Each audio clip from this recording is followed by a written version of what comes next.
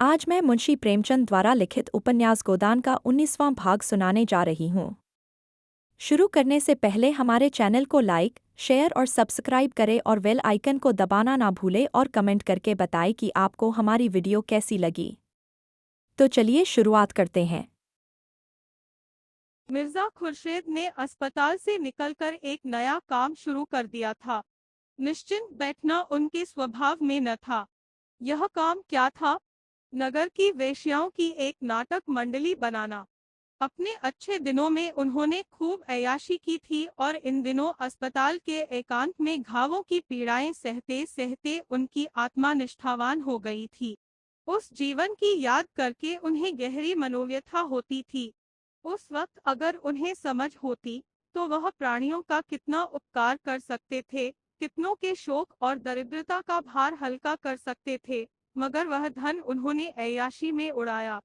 यह कोई नया आविष्कार नहीं है कि संकटों में ही हमारी आत्मा को जागृति मिलती है। बुढ़ापे में कौन अपनी जवानी की भूलों पर दुखी नहीं होता। काश वह समय ज्ञान या शक्ति के संचय में लगाया होता, सुकृतियों का कोष भर लिया होता, तो आज चित्त को कितनी शांति मिलती। वही उन्हें इसका वेदनामय अनुभव हुआ कि संसार में कोई अपना नहीं, कोई उनकी मौत आंसू बहाने वाला नहीं। उन्हें रह रहकर जीवन की एक पुरानी घटना याद आती थी।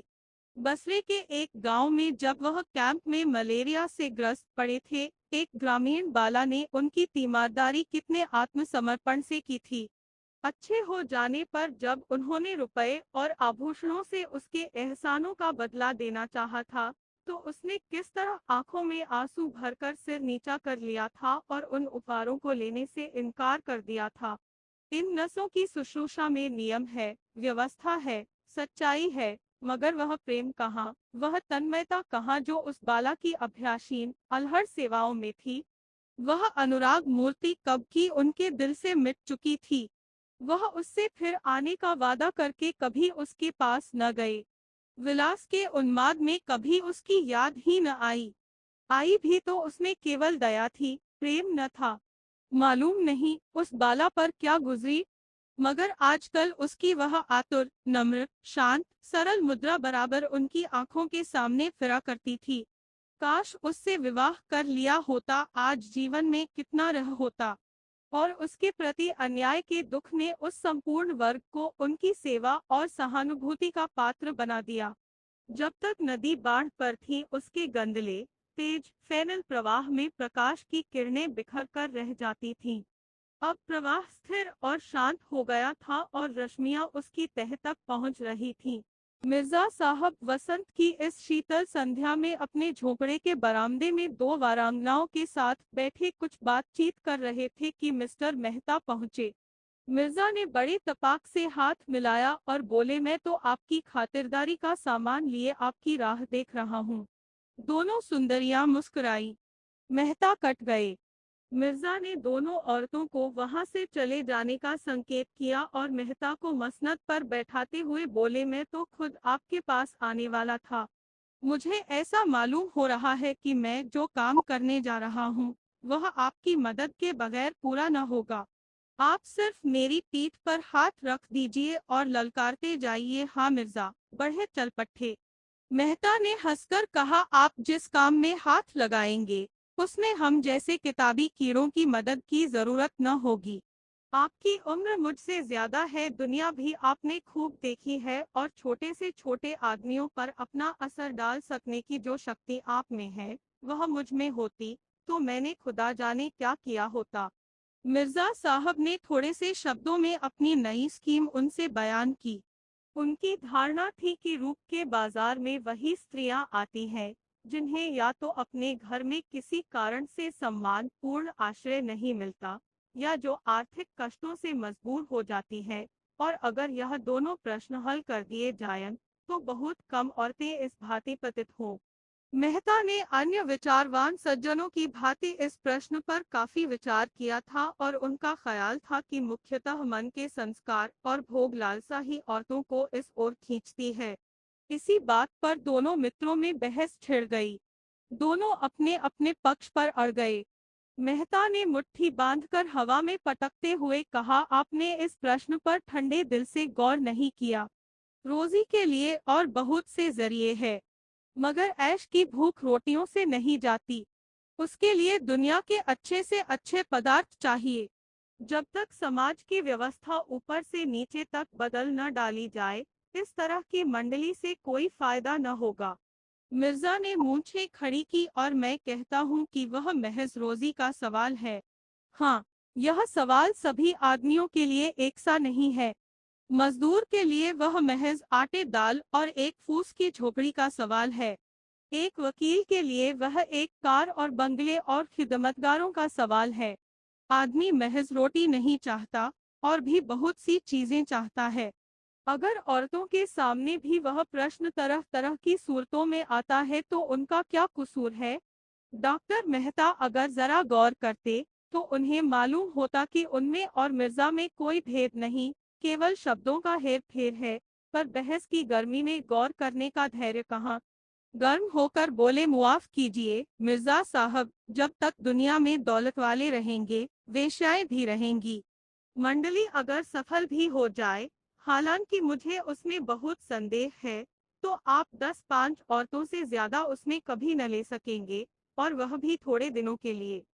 सभी औरतों में नाट्य करने की शक्ति नहीं होती, उसी तरह जैसे सभी आदमी कवि नहीं हो सकते।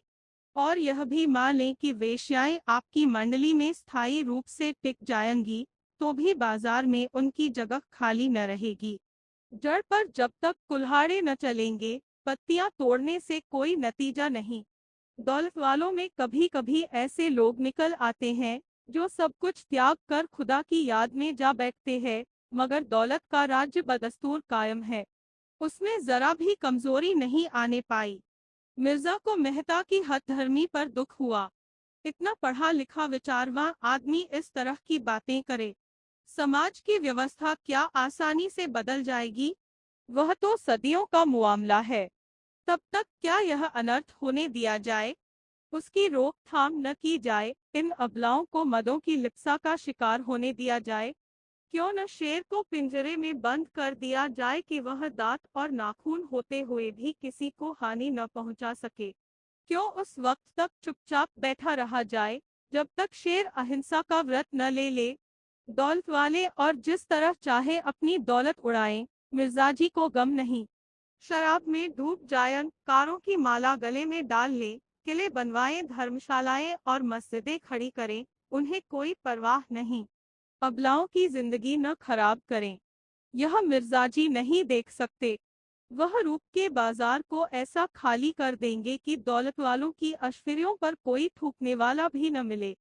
क्या जिन दिनों शराब की दुकानों की टिकेटिंग होती थी, अच्छे अच्छे शराबी पानी पी पी कर दिल की आग नहीं बुझाते थे?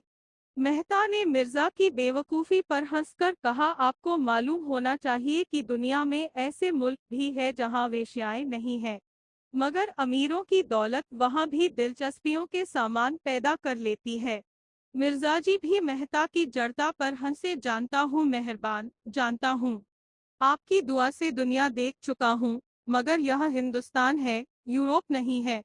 इंसान का स्वभाव सारी दुनिया में एक सा है, मगर यह भी मालूम रहे कि हर एक कौम में एक ऐसी चीज होती है जिसे उसकी आत्मा कह सकते हैं।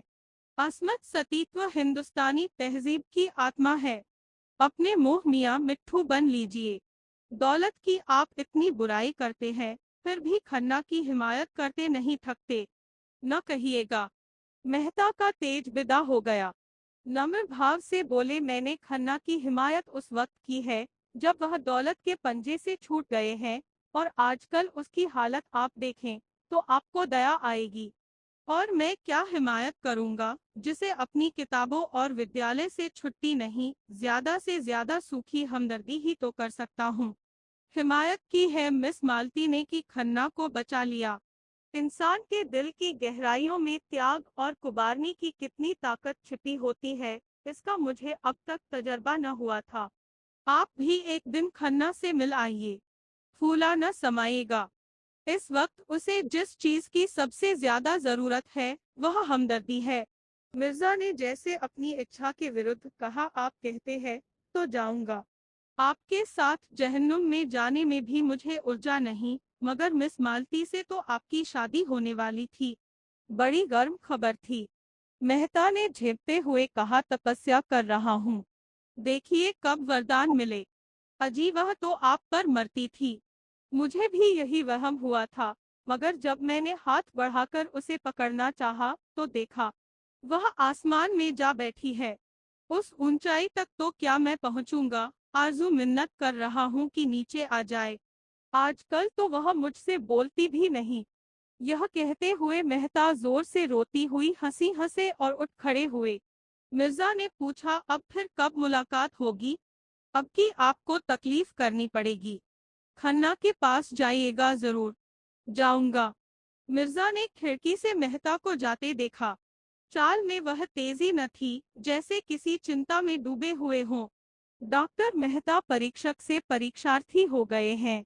मालती से दूर दूर रहकर उन्हें ऐसी शंका होने लगी है कि उसे खो न बैठें। कई महीनों से मालती उनके पास न आई थी और जब वह विकल होकर उसके घर गए तो मुलाकात न हुई। जिन दिनों रुद्रपाल और सरोज का प्रेमकांड चलता रहा, तब तो मालती उनकी सलाह लेने प्रायः एक दो बार रोज आती थी, पर जब से दोनों इंग्लैंड चले गए थे उनका आना जाना बंद हो गया था। घर पर भी मुश्किल से मिलती।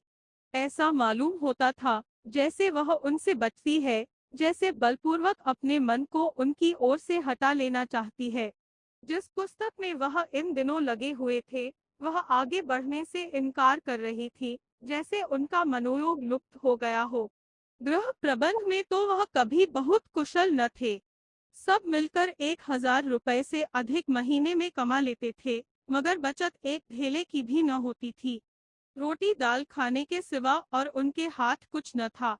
तकल्लुफ अगर कुछ था तो वह उनकी कार थी, जिसे वह खुद ड्राइव करते थे। कुछ रुपए किताबों में उड़ जाते थे, कुछ चंदों में, कुछ गरीब छात्रों की परवरिश में और अपने बाग की सजावट में, जिससे उन्हें इश्क सा था। तरह तरह के पौधे और वनस्पतियां विदेशों से महंगे दामों मंगाना और उनको पालना, यही उनका मानसिक चटोरापन था या इसे दिमागी अय्याशी कहें।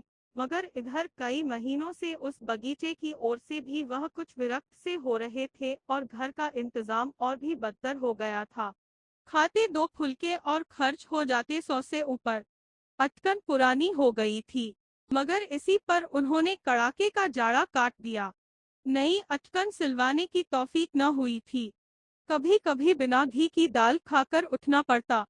कब घी का कनस्तर मंगाया था, इसकी उन्हें याद ही न थी, और महाराज से पूछें भी तो कैसे? वह समझेगा नहीं कि उस पर अविश्वास किया जा रहा है। आखिर एक दिन जब 3 निराशाओं के बाद चौथी बार मालती से मुलाकात हुई और उसने इनकी यह हालत देखी, तो उससे न रहा गया। बोली, तुम क्या अब की जाड़ा यूं ही काट दोगे? वह अटकन पहनते तुम्हें शर्म भी नहीं आती? मालती उनकी पत्नी न होकर भी उनके इतने समीप थी कि यह प्रश्न उसने उसी सहज भाव से किया, जैसे अपने किसी आत्मीय से करती। मेहता ने बिना झेपे हुए कहा, क्या करूं मालती, पैसा तो बचता ही नहीं। मालती को अचरज हुआ, तुम 1,000 से ज्यादा कमाते हो और तुम्हारे पास अपने कपड़े बनवाने को भी पैसे नहीं। मेरी आमदनी कभी 400 से ज्यादा न थी, लेकिन मैं उसी में सारी गृहस्थी चलाती हूँ और कुछ बचा लेती हूँ। आखिर तुम क्या करते हो? मैं एक पैसा भी फालतू नहीं खर्च करता। मुझे कोई ऐसा शौक भी नहीं है। अच्छा, मुझसे रुपए ले जाओ और एक जोड़ी अटकन बनवा लो। मेहता ने लज्जित होकर कहा, अब की बनवा लूंगा। सच कहता हूँ। अब आप यहाँ आए तो आदमी बनकर आए। यह तो बड़ी कड़ी शर्त है। कड़ी सही। तुम जैसों के साथ बिना कड़ाई किए काम नहीं चलता। मगर वहां तो संदूक खाली था और किसी दुकान पर बे पैसे जाने का साहस न पड़ता था। मालती के घर जायन तो कौन मुंह लेकर? दिल में तड़प तड़प कर रह जाते थे। एक दिन नई विपत्ति आ पड़ी। इधर कई महीने से मकान का किराया नहीं दिया था। 75 रुपए माहवार बढ़ते जाते थे। मकानदार ने जब बहुत तकाजे करने पर भी रुपए वसूल न कर पाए, तो नोटिस दे दी, मगर नोटिस रुपए गढ़ने का कोई जंतर तो है नहीं। नोटिस की तारीख निकल गई और रुपए न पहुंचे। तब मकानदार ने मजबूर होकर नालिश कर दी। वह जानता था मेहताजी बड़े सज्जन और परोपकारी पुरुष है, लेकिन इससे ज्यादा भलमनसी वह क्या करता कि 6 महीने बैठा रहा। मेहता ने किसी तरह की पैरवी न की, एक तरफा डिग्री हो गई। मकानदार ने तुरंत डिग्री जारी कराई और कुर्क अमीन मेहता साहब के पास पूर्व सूचना देने आया, क्योंकि उसका लड़का यूनिवर्सिटी में पढ़ता था और उसे मेहता कुछ वजीफा भी देते थे। संयोग से उस वक्त मालती भी बैठी थी।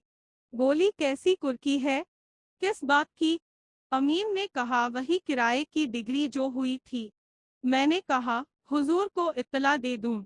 400-500 का मामला है, कौन सी बड़ी रकम है। 10 दिन में भी रुपए दे दीजिए तो कोई हरज नहीं। मैं महाजन को 10 दिन तक उलझाए रहूंगा। जब अमीन चला गया तो मालती ने तिरस्कार भरे स्वर से पूछा, अब यहाँ तक नौबत पहुँच गई। मुझे आश्चर्य होता है कि तुम इतने मोटे मोटे ग्रंथ कैसे लिखते हो। मकान का किराया 6 महीने से बाकी पड़ा है और तुम्हें खबर नहीं। मेहता लज्जा से सिर झुकाकर बोले, खबर क्यों नहीं है, लेकिन रुपए बचते ही नहीं। मैं एक पैसा भी व्यर्थ नहीं खर्च करता। कोई हिसाब किताब भी लिखते हो? हिसाब क्यों नहीं रखता? जो कुछ पाता हूँ वह सब दरज करता जाता हूँ, नहीं इनकम टैक्स वाले जिंदा न छोड़ें। और जो कुछ खर्च करते हो वह, उसका तो कोई हिसाब नहीं रखता। क्यों? कौन लिखे? बोझ सा लगता है। और यह पोठे कैसे लिख डालते हो? उसमें तो विशेष कुछ नहीं करना पड़ता, कलम लेकर बैठ जाता हूँ। हर वक्त खर्च का खाता तो खोलकर नहीं बैठता। तो रुपए कैसे अदा करोगे? किसी से कर्ज ले लूंगा। तुम्हारे पास हो तो दे दो। मैं तो एक ही शर्त पर दे सकती हूँ, तुम्हारी आमदनी सब मेरे हाथों में आए और खर्च भी मेरे हाथ से हो। मेहता प्रसन्न होकर बोले, वाह, अगर यह भार ले लो तो क्या कहना, मूसलो ढोल बजाऊं। मालती ने डिग्री के रुपए चुका दिए और दूसरे ही दिन मेहता को वह बंगला खाली करने पर मजबूर किया। अपने बंगले में उसने उनके लिए 2 बड़े-बड़े कमरे दे दिए। उनके भोजन आदि का प्रबंध भी अपनी ही गृहस्थी में कर दिया। मेहता के पास और सामान तो ज्यादा न था, मगर किताबें कई गाड़ी थीं। उनके दोनों कमरे पुस्तकों से भर गए। अपना बगीचा छोड़ने का उन्हें जरूर कलक हुआ, लेकिन मालती ने अपना पूरा अहाता उनके लिए छोड़ दिया कि जो फूल पत्तियां चाहे लगाएं। मेहता तो निश्चिंत हो गए, लेकिन मालती को उनकी आय व्यय पर नियंत्रण करने में बड़ी मुश्किल का सामना करना पड़ा। उसने देखा, आय तो 1000 से ज्यादा है, मगर वह सारी की सारी गुप्तदान में उड़ जाती है। 20-25 लड़के उन्हीं से वजीफा पाकर विद्यालय में पढ़ रहे थे। विधवाओं की तादाद भी इससे कम न थी। इस खर्च में कैसे कमी करे, यह उसे न सूझता था। सारा दोष उसी के सिर मढ़ा जाएगा, सारा अपयश उसी के हिस्से पड़ेगा। कभी मेहता पर झुंझलाती, कभी अपने ऊपर, कभी प्रार्थरियों के ऊपर, जो एक सरल उदार प्राणी पर अपना भार रखते जरा भी न सकुचाते थे। यह देखकर और भी झुंझलाहट होती थी कि इन दान लेने वालों में कुछ तो इसके पात्र ही न थे। एक दिन उसने मेहता को आड़े हाथों लिया। मेहता ने उसका आक्षेप सुनकर निश्चिंत भाव से कहा, तुम्हें अख्तियार है, जिसे चाहे दो, जिसे चाहे न दो। मुझसे पूछने की कोई जरूरत नहीं। हाँ, जवाब भी तुम्ही को देना पड़ेगा। मालती ने चिढ़कर कहा, हाँ और क्या, यश तो तुम लो, अपयश मेरे सिर मढ़ो। मैं नहीं समझती तुम किस तर्क से इस दान प्रथा का समर्थन कर सकते हो। मनुष्य जाति को इस प्रथा ने जितना आलसी और मुफ्तखोर बनाया है और उसके आत्मगौरव पर जैसा आघात किया है, उतना अन्याय ने भी न किया होगा, बल्कि मेरे ख्याल में अन्याय ने मनुष्य जाति में विद्रोह की भावना उत्पन्न करके समाज का बड़ा उपकार किया है। मेहता ने स्वीकार किया, मेरे भी यही ख्याल है। तुम्हारा यह ख्याल नहीं है? नहीं मालती, मैं सच कहता हूँ। तो विचार और व्यवहार में इतना भेद क्यों? मालती ने तीसरे महीने बहुतों को निराश किया। किसी को साफ जवाब दिया, किसी से मजबूरी जताई, किसी की फजीहत की। मिस्टर मेहता का बजट तो धीरे धीरे ठीक हो गया, मगर इससे उनको एक प्रकार की ग्लानि हुई। मालती ने जब तीसरे महीने में 300 की बचत दिखाई, तब वह उससे कुछ बोले नहीं, मगर उनकी दृष्टि में उसका गौरव कुछ कम अवश्य हो गया। नारी में दान और त्याग होना चाहिए, उसकी यही सबसे बड़ी विभूति है। इसी आधार पर समाज का भवन खड़ा है। वणिक बुद्धि को वह आवश्यक बुराई ही समझते थे। जिस दिन मेहता की अचकने बनकर आई और नई घड़ी आई, वह संकोच के मारे कई दिन बाहर न निकले। आत्म सेवा से बड़ा उनकी नजर में दूसरा अपराध न था। मगर रहस्य की बात यह थी कि मालती उनको तो लेखे डयोढ़े में कसकर बांधना चाहती थी, उनके धन दान के द्वार बंद कर देना चाहती थी, पर खुद जीवन दान देने में अपने समय और सदाशयता को दोनों हाथों से लुटाती थी। अमीरों के घर तो वह बिना फीस लिए न जाती थी, लेकिन गरीबों को मुफ्त देखती थी, मुफ्त दवा भी देती थी। दोनों में अंतर इतना ही था कि मालती घर की भी थी और बाहर की भी। मेहता केवल बाहर के थे, घर उनके लिए न था। निजत्व दोनों मिटाना चाहते थे। मेहता का रास्ता साफ था, उन पर अपनी जा के सिवा और कोई जिम्मेदारी न थी। मालती का रास्ता कठिन था, उस पर दायित्व था, बंधन था जिसे वह तोड़ न सकती थी, न तोड़ना चाहती थी। उस बंधन में ही उसे जीवन की प्रेरणा मिलती थी। उसे अब मेहता को समीप से देखकर यह अनुभव हो रहा था कि वह खुले जंगल में विचरने वाले जीव को पिंजरे में बंद नहीं कर सकती, और बंद कर देगी तो वह काटने और नोचने दौड़ेगा। पिंजरे में सब तरह का सुख मिलने पर भी उसके प्राण सदैव जंगल के लिए ही तड़पे रहेंगे। मेहता के लिए घरबारी दुनिया एक अनजानी दुनिया थी, जिसकी रीति नीति से वह परिचित न थे। उन्होंने संसार को बाहर से देखा था और उसे मक्त और फरेब से ही भरा समझते थे। जिधर देखते थे उधर ही बुराइयां नजर आती थी, मगर समाज में जब गहराई में जाकर देखा, तो उन्हें मालूम हुआ कि इन बुराइयों के नीचे त्याग भी है, प्रेम भी है, साहस भी है, धैर्य भी है। मगर यह भी देखा कि वह विभूतियां हैं तो जरूर, पर दुर्लभ है। और इस शंका और संदेह में जब मालती का अंधकार से निकलता हुआ देवी रूप उन्हें नजर आया, तब वह उसकी ओर उतावलेपन के साथ सारा धैर्य खोकर टूटे और चाहा कि उसे ऐसे जतन से छिपाकर रखें कि किसी दूसरे की आंख भी उस पर न पड़े। यह ध्यान न रहा कि यह मोह ही विनाश की जड़ है। प्रेम जैसी निर्मम वस्तु क्या भय से बांधकर रखी जा सकती है?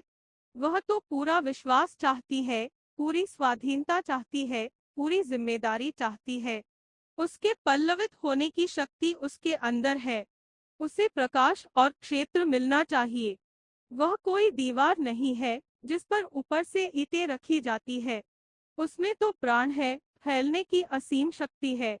जब से मेहता इस बंगले में आए हैं, उन्हें मालती से दिन में कई बार मिलने का अवसर मिलता है। उनके मित्र समझते हैं यह उनके विवाह की तैयारी है, केवल रस्म अदा करने की देर है। मेहता भी यही स्वप्न देखते रहते हैं। अगर मालती ने उन्हें सदा के लिए ठुकरा दिया होता, तो क्यों उन पर इतना स्नेह रखती? शायद वह उन्हें सोचने का अवसर दे रही है, और वह खूब सोचकर इसी निश्चय पर पहुंचे हैं कि मालती के बिना वह आधे है। वही उन्हें पूर्णता की ओर ले जा सकती है। बाहर से वह विलासिनी है, भीतर से वही मनोवृत्ति शक्ति का केंद्र है। मगर परिस्थिति बदल गई है। तब मालती प्यासी थी, अब मेहता प्यास से विकल है।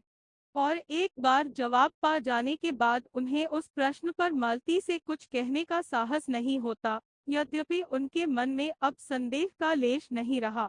मालती को समीप से देखकर उनका आकर्षण बढ़ता ही जाता है। दूर से पुस्तक के जो अक्षर लिपे पुते लगते थे, समीप से वह स्पष्ट हो गए हैं। उनमें अर्थ है, संदेश है। इधर मालती ने अपने बाग के लिए गोबर को माली रख लिया था।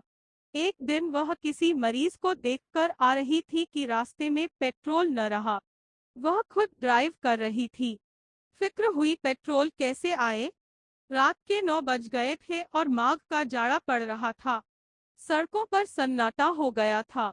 कोई ऐसा आदमी नजर न आता था जो कार को ढकेल कर पेट्रोल की दुकान तक ले जाए। बार बार नौकर पर झुंझला रही थी, हरामखोर कहीं का, बेखबर पड़ा रहता है। संयोग से गोबर उधर से आ निकला। मालती को खड़े देखकर उसने हालत समझ ली और गाड़ी को 2 फलांग ठेलकर पेट्रोल की दुकान तक लाया। मालती ने प्रसन्न होकर पूछा, नौकरी करोगे? गोबर ने धन्यवाद के साथ स्वीकार किया। 15 रुपए वेतन तय हुआ। माली का काम उसे पसंद था। यही काम उसने किया था और उसमें मजा हुआ था। मिल की मजूरी में वेतन ज्यादा मिलता था, पर उस काम से उसे उलझन होती थी। दूसरे दिन से गोबर ने मालती के यहाँ काम करना शुरू कर दिया। उसे रहने को एक कोठरी भी मिल गई। झुनिया भी आ गई। मालती बाग में आती तो उसे झुनिया का बालक धूल मिट्टी में खेलता मिलता।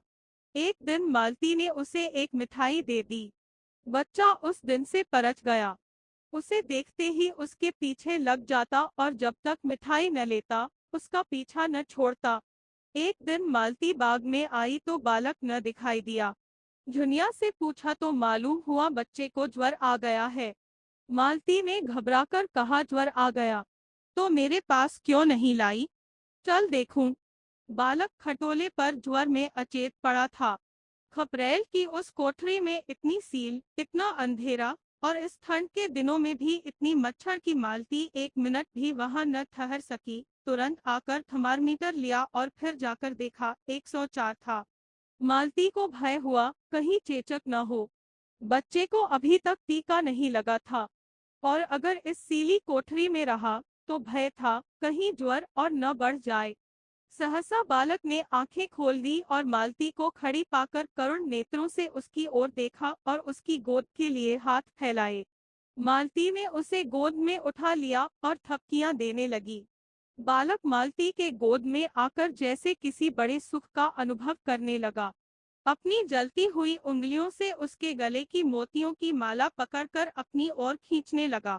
मालती ने नेकलेस उतारकर उसके गले में डाल दी। बालक की स्वार्थी प्रकृति इस दशा में भी सजग थी।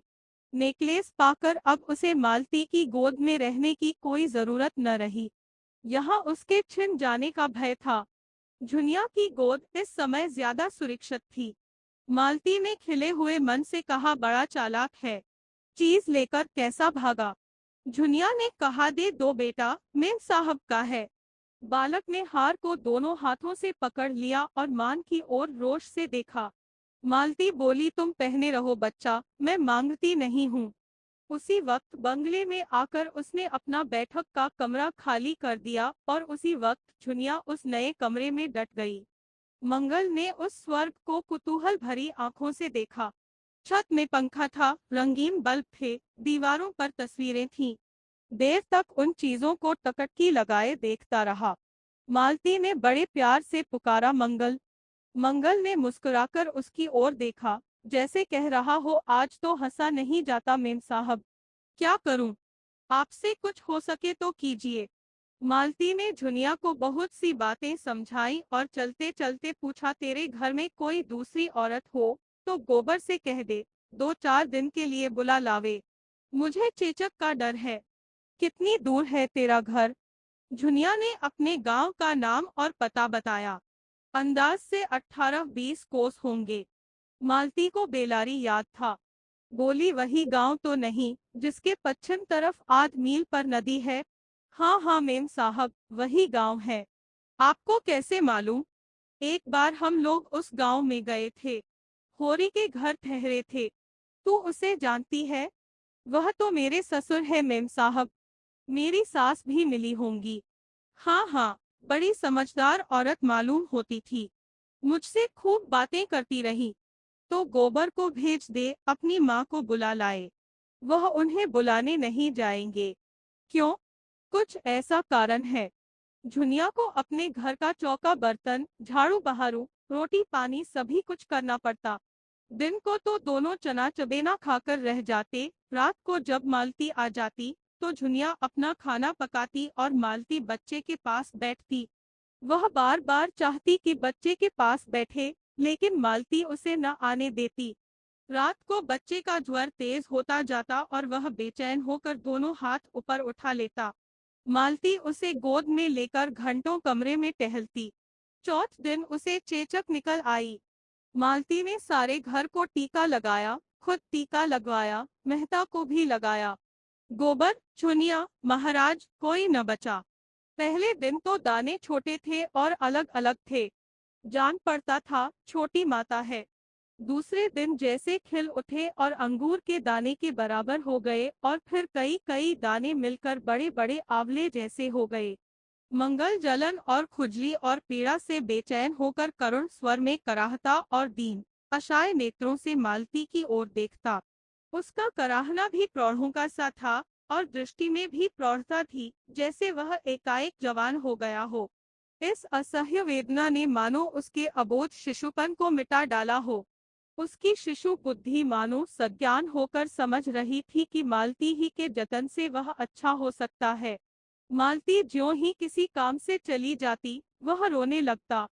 मालती के आते ही चुप हो जाता। रात को उसकी बेचैनी बढ़ जाती और मालती को प्रायः सारी रात बैठना पड़ जाता, मगर वह न कभी झुंझलाती, न चिढ़ती। हाँ, झुनिया पर उसे कभी कभी अवश्य क्रोध आता, क्योंकि वह अज्ञान के कारण जो न करना चाहिए वह कर बैठती। गोबर और झुनिया दोनों की आस्था झाड़ फूक में अधिक थी, यहाँ उसको कोई अवसर न मिलता। उस पर झुनिया दो बच्चे की माँ होकर बच्चे का पालन करना न जानती थी। मंगल दिख करता तो उसे डांटती कोसती। जरा सा भी अवकाश पाती तो जमीन पर सो जाती और सवेरे से पहले न उठती। और गोबर तो उस कमरे में आते जैसे डरता था। मालती वहां बैठी है, कैसे जाए? झुनिया से बच्चे का हाल हवाल पूछ लेता और खाकर पड़ रहता। उस चोट के बाद वह पूरा स्वस्थ न हो पाया था। थोड़ा सा काम करके भी थक जाता था। उन दिनों जब झुनिया घास बेचती थी और वह आराम से पड़ा रहता था, वह कुछ हरा हो गया था, मगर इधर कई महीने बोझ ढोने और चूने गारे का काम करने से उसकी दशा गिर गई थी। उस पर यहाँ काम बहुत था। सारे बाग को पानी निकालकर सींचना, क्यारियों को गोड़ना, घास छीलना, गायों को चारा पानी देना और दुहना। और जो मालिक इतना दयालु हो, उसके काम में कान चोरी कैसे करे? यह एहसान उससे एक क्षण भी आराम से न बैठने देता। और जब मेहता खुद खुरपी लेकर घंटों बाग में काम करते तो वह कैसे आराम करता? वह खुद सूखता था पर बाग हरा हो रहा था। मिस्टर मेहता को भी बालक से स्नेह हो गया था। एक दिन मालती ने उसे गोद में लेकर उनकी मूंछ उखड़वा दी थी। दुष्ट ने मूंछों को ऐसा पकड़ा था कि समूल ही उखाड़ लेगा। मेहता की आंखों में आंसू भर आए थे। मेहता ने बिगड़कर कहा था, बड़ा शैतान लौंडा है। मालती ने उन्हें डांटा था, तुम मूंछें साफ क्यों नहीं कर लेते? मेरी मूंछें मुझे प्राणों से प्रिय है। अब की पकड़ लेगा तो उखाड़ कर ही छोड़ेगा, तो मैं इसके कान भी उखाड़ लूंगा। मंगल को उनकी मूंछें उखाड़ने में कोई खास मजा आया था। वह खूब खिलखिलाकर हंसा था और मूंछों को और जोर से खींचा था, मगर मेहता को भी शायद मूंछें उखड़वाने में मजा आया था, क्योंकि वह प्रायः दो एक बार रोज उससे अपनी मूंछों की रस्साकशी करा लिया करते थे। इधर जब से मंगल को चेचक निकल आई थी, मेहता को भी बड़ी चिंता हो गई थी। अक्सर कमरे में जाकर मंगल को व्यथित आंखों से देखा करते। उसके कष्टों की कल्पना करके उनका कोमल हृदय हिल जाता था। उनके दौड़ धूप से वह अच्छा हो जाता तो पृथ्वी के उस छोर तक दौड़ लगाते। रुपए खर्च करने से अच्छा होता तो चाहे भीख ही मांगना पड़ता, वह उसे अच्छा करके ही रहते। लेकिन यहाँ कोई बस न था। उसे छूते भी उनके हाथ कांपते थे, कहीं उसके आबले न टूट जायन। मालती कितने कोमल हाथों से उसे उठाती है, कंधे पर उठाकर कमरे में टहलती है और कितने स्नेह से उसे बहलाकर दूध पिलाती है। यह वात्सल्य मालती को उनकी दृष्टि में न जाने कितना ऊंचा उठा देता है। मालती केवल रमणी नहीं है, माता भी है, और ऐसी वैसी माता नहीं, सच्चे अर्थों में देवी और माता, और जीवन देने वाली, जो पराये बालक को भी अपना समझ सकती है, जैसे उसने मातापन का सदैव संचय किया हो और आज दोनों हाथों से उसे लुटा रही हो। उसके अंग अंग से मातापन फूटा पड़ता था, मानो यही उसका यथार्थ रूप हो। यह हाव भाव, यह शौक सिंगार उसके मातापन के आवरण मात्र हो, जिसमें उस विभूति की रक्षा होती रहे। रात को 1 बज गया था। मंगल का रोना सुनकर मेहता चौंक पड़े। सोचा, बेचारी मालती आधी रात तक तो जागती रही होगी, इस वक्त उसे उठने में कितना कष्ट होगा। अगर द्वार खुला हो तो मैं ही बच्चे को चुप करा दूं। तुरंत उठकर उस कमरे के द्वार पर आए और शीशे से अंदर झांका। मालती बच्चे को गोद में लिए बैठी थी और बच्चा अनायास ही रो रहा था। शायद उसने कोई स्वप्न देखा था या और किसी वजह से डर गया था। मालती चुमकारती थी, ठपकती थी, तस्वीरें दिखाती थी, गोद में लेकर टहलती थी, पर बच्चा चुप होने का नाम न लेता था। मालती का यह अटूट वात्सल्य, यह अदम्य मातृभाव देखकर उनकी आंखें सजल हो गईं। मन में ऐसा पुलक उठा कि अंदर जाकर मालती के चरणों को हृदय से लगा ले। अंतस्तर से अनुराग में डूबे हुए शब्दों का एक समूह मचल पड़ा। माइनस प्रिय, मेरे स्वर्ग की देवी, मेरी रानी, डार्लिंग। और उसी प्रेमोन्माद में उन्होंने पुकारा, मालती, जरा द्वार खोल दो। मालती ने आकर द्वार खोल दिया और उनकी ओर जिज्ञासा की आंखों से देखा। मेहता ने पूछा, क्या झुनिया नहीं उठी? यह तो बहुत रो रहा है। मालती ने संवेदना भरे स्वर में कहा, आज 8वां दिन है, पीड़ा अधिक होगी। इसी से तो लाओ, मैं कुछ देर टहला दूं, तुम थक गई हो। मालती ने मुस्कुराकर कहा, तुम्हें जरा ही देर में गुस्सा आ जाएगा। बात सच थी, मगर अपनी कमजोरी को कौन स्वीकार करता है? मेहता ने जिद करके कहा, तुमने मुझे इतना हल्का समझ लिया है। मालती ने बच्चे को उनकी गोद में दे दिया। उनकी गोद में जाते ही वह एकदम चुप हो गया। बालकों में जो एक अंतर्ज्ञान होता है, उसने उसे बता दिया, अब रोने में तुम्हारा कोई फायदा नहीं। यह नया आदमी स्त्री नहीं, पुरुष है, और पुरुष गुस्सेवर होता है और निर्दयी भी होता है, और चारपाई पर लेटाकर या बाहर अंधेरे में सुलाकर दूर चला जा सकता है और किसी को पास आने भी न देगा। मेहता ने विजय गर्व से कहा, देखा कैसा चुप कर दिया। मालती ने विनोद किया, हाँ, तुम इस कला में कुशल हो। कहाँ सीखी? तुमसे। मैं स्त्री हूँ और मुझ पर विश्वास नहीं किया जा सकता। मेहता ने लज्जित होकर कहा, मालती, मैं तुमसे हाथ जोड़कर कहता हूँ, मेरे उन शब्दों को भूल जाओ। इन कई महीनों में मैं कितना पछताया हूँ, कितना लज्जित हुआ हूँ, कितना दुखी हुआ हूँ, शायद तुम इसका अंदाज न कर सको। मालती ने सरल भाव से कहा, मैं तो भूल गई, सच कहती हूँ। मुझे कैसे विश्वास आए? उसका प्रमाण यही है कि हम दोनों एक ही घर में रहते हैं, एक साथ खाते हैं, हंसते हैं, बोलते हैं। क्या मुझे कुछ याचना करने की अनुमति न दोगी? उन्होंने मंगल को खाट पर लिटा दिया, जहां वह दबककर सो रहा, और मालती की ओर प्रार्थी आंखों से देखा, जैसे उसी अनुमति पर उनका सब कुछ टिका हुआ हो। मालती ने आर्द्र होकर कहा, तुम जानते हो, तुमसे ज्यादा निकट संसार में मेरा कोई दूसरा नहीं है। मैंने बहुत दिन हुए अपने को तुम्हारे चरणों पर समर्पित कर दिया। तुम मेरे पथ प्रदर्शक हो, मेरे देवता हो, मेरे गुरु हो। तुम्हें मुझसे कुछ याचना करने की जरूरत नहीं, मुझे केवल संकेत कर देने की जरूरत है। जब मुझे तुम्हारे दर्शन न हुए थे और मैंने तुम्हें पहचाना न था, भोग और आत्म सेवा ही मेरे जीवन का इष्ट था। तुमने आकर उसे प्रेरणा दी, स्थिरता दी। मैं तुम्हारे एहसान कभी नहीं भूल सकती। मैंने नदी की तट वाली तुम्हारी बातें गांठ बांध ली। दुख यही हुआ कि तुमने भी मुझे वही समझा जो कोई दूसरा पुरुष समझता, जिसकी मुझे तुमसे आशा न थी। उसका दायित्व मेरे ऊपर है, यह मैं जानती हूँ, लेकिन तुम्हारा अमूल्य प्रेम पाकर भी मैं वही बनी रहूंगी, ऐसा समझकर तुमने मेरे साथ अन्याय किया। मैं इस समय कितने गर्व का अनुभव कर रही हूँ, यह तुम नहीं समझ सकते। तुम्हारा प्रेम और विश्वास पाकर अब मेरे लिए कुछ भी शेष नहीं रह गया है। यह वरदान मेरे जीवन को सार्थक कर देने के लिए काफी है। यह मेरी पूर्णता है। यह कहते कहते मालती के मन में ऐसा अनुराग उठा कि मेहता के सीने से लिपट जाए। भीतर की भावनाएं बाहर आकर मानो सत्य हो गई थीं। उसका रोम रोम पुलकित हो उठा। जिस आनंद को उसने दुर्लभ समझ रखा था, वह इतना सुलभ, इतना समीप है। और हृदय का वह आह्लाद मुख पर आकर उसे ऐसी शोभा देने लगा कि मेहता को उसमें देवत्व की आभा दिखी। यह नारी है, या मंगल की, पवित्रता की और त्याग की प्रतिमा। उसी वक्त झुनिया जागकर उठ बैठी और मेहता अपने कमरे में चले गए और फिर 2 सप्ताह तक मालती से कुछ बातचीत करने का अवसर उन्हें न मिला। मालती कभी उनसे एकांत में न मिलती। मालती के वह शब्द उनके हृदय में गूंजते रहते।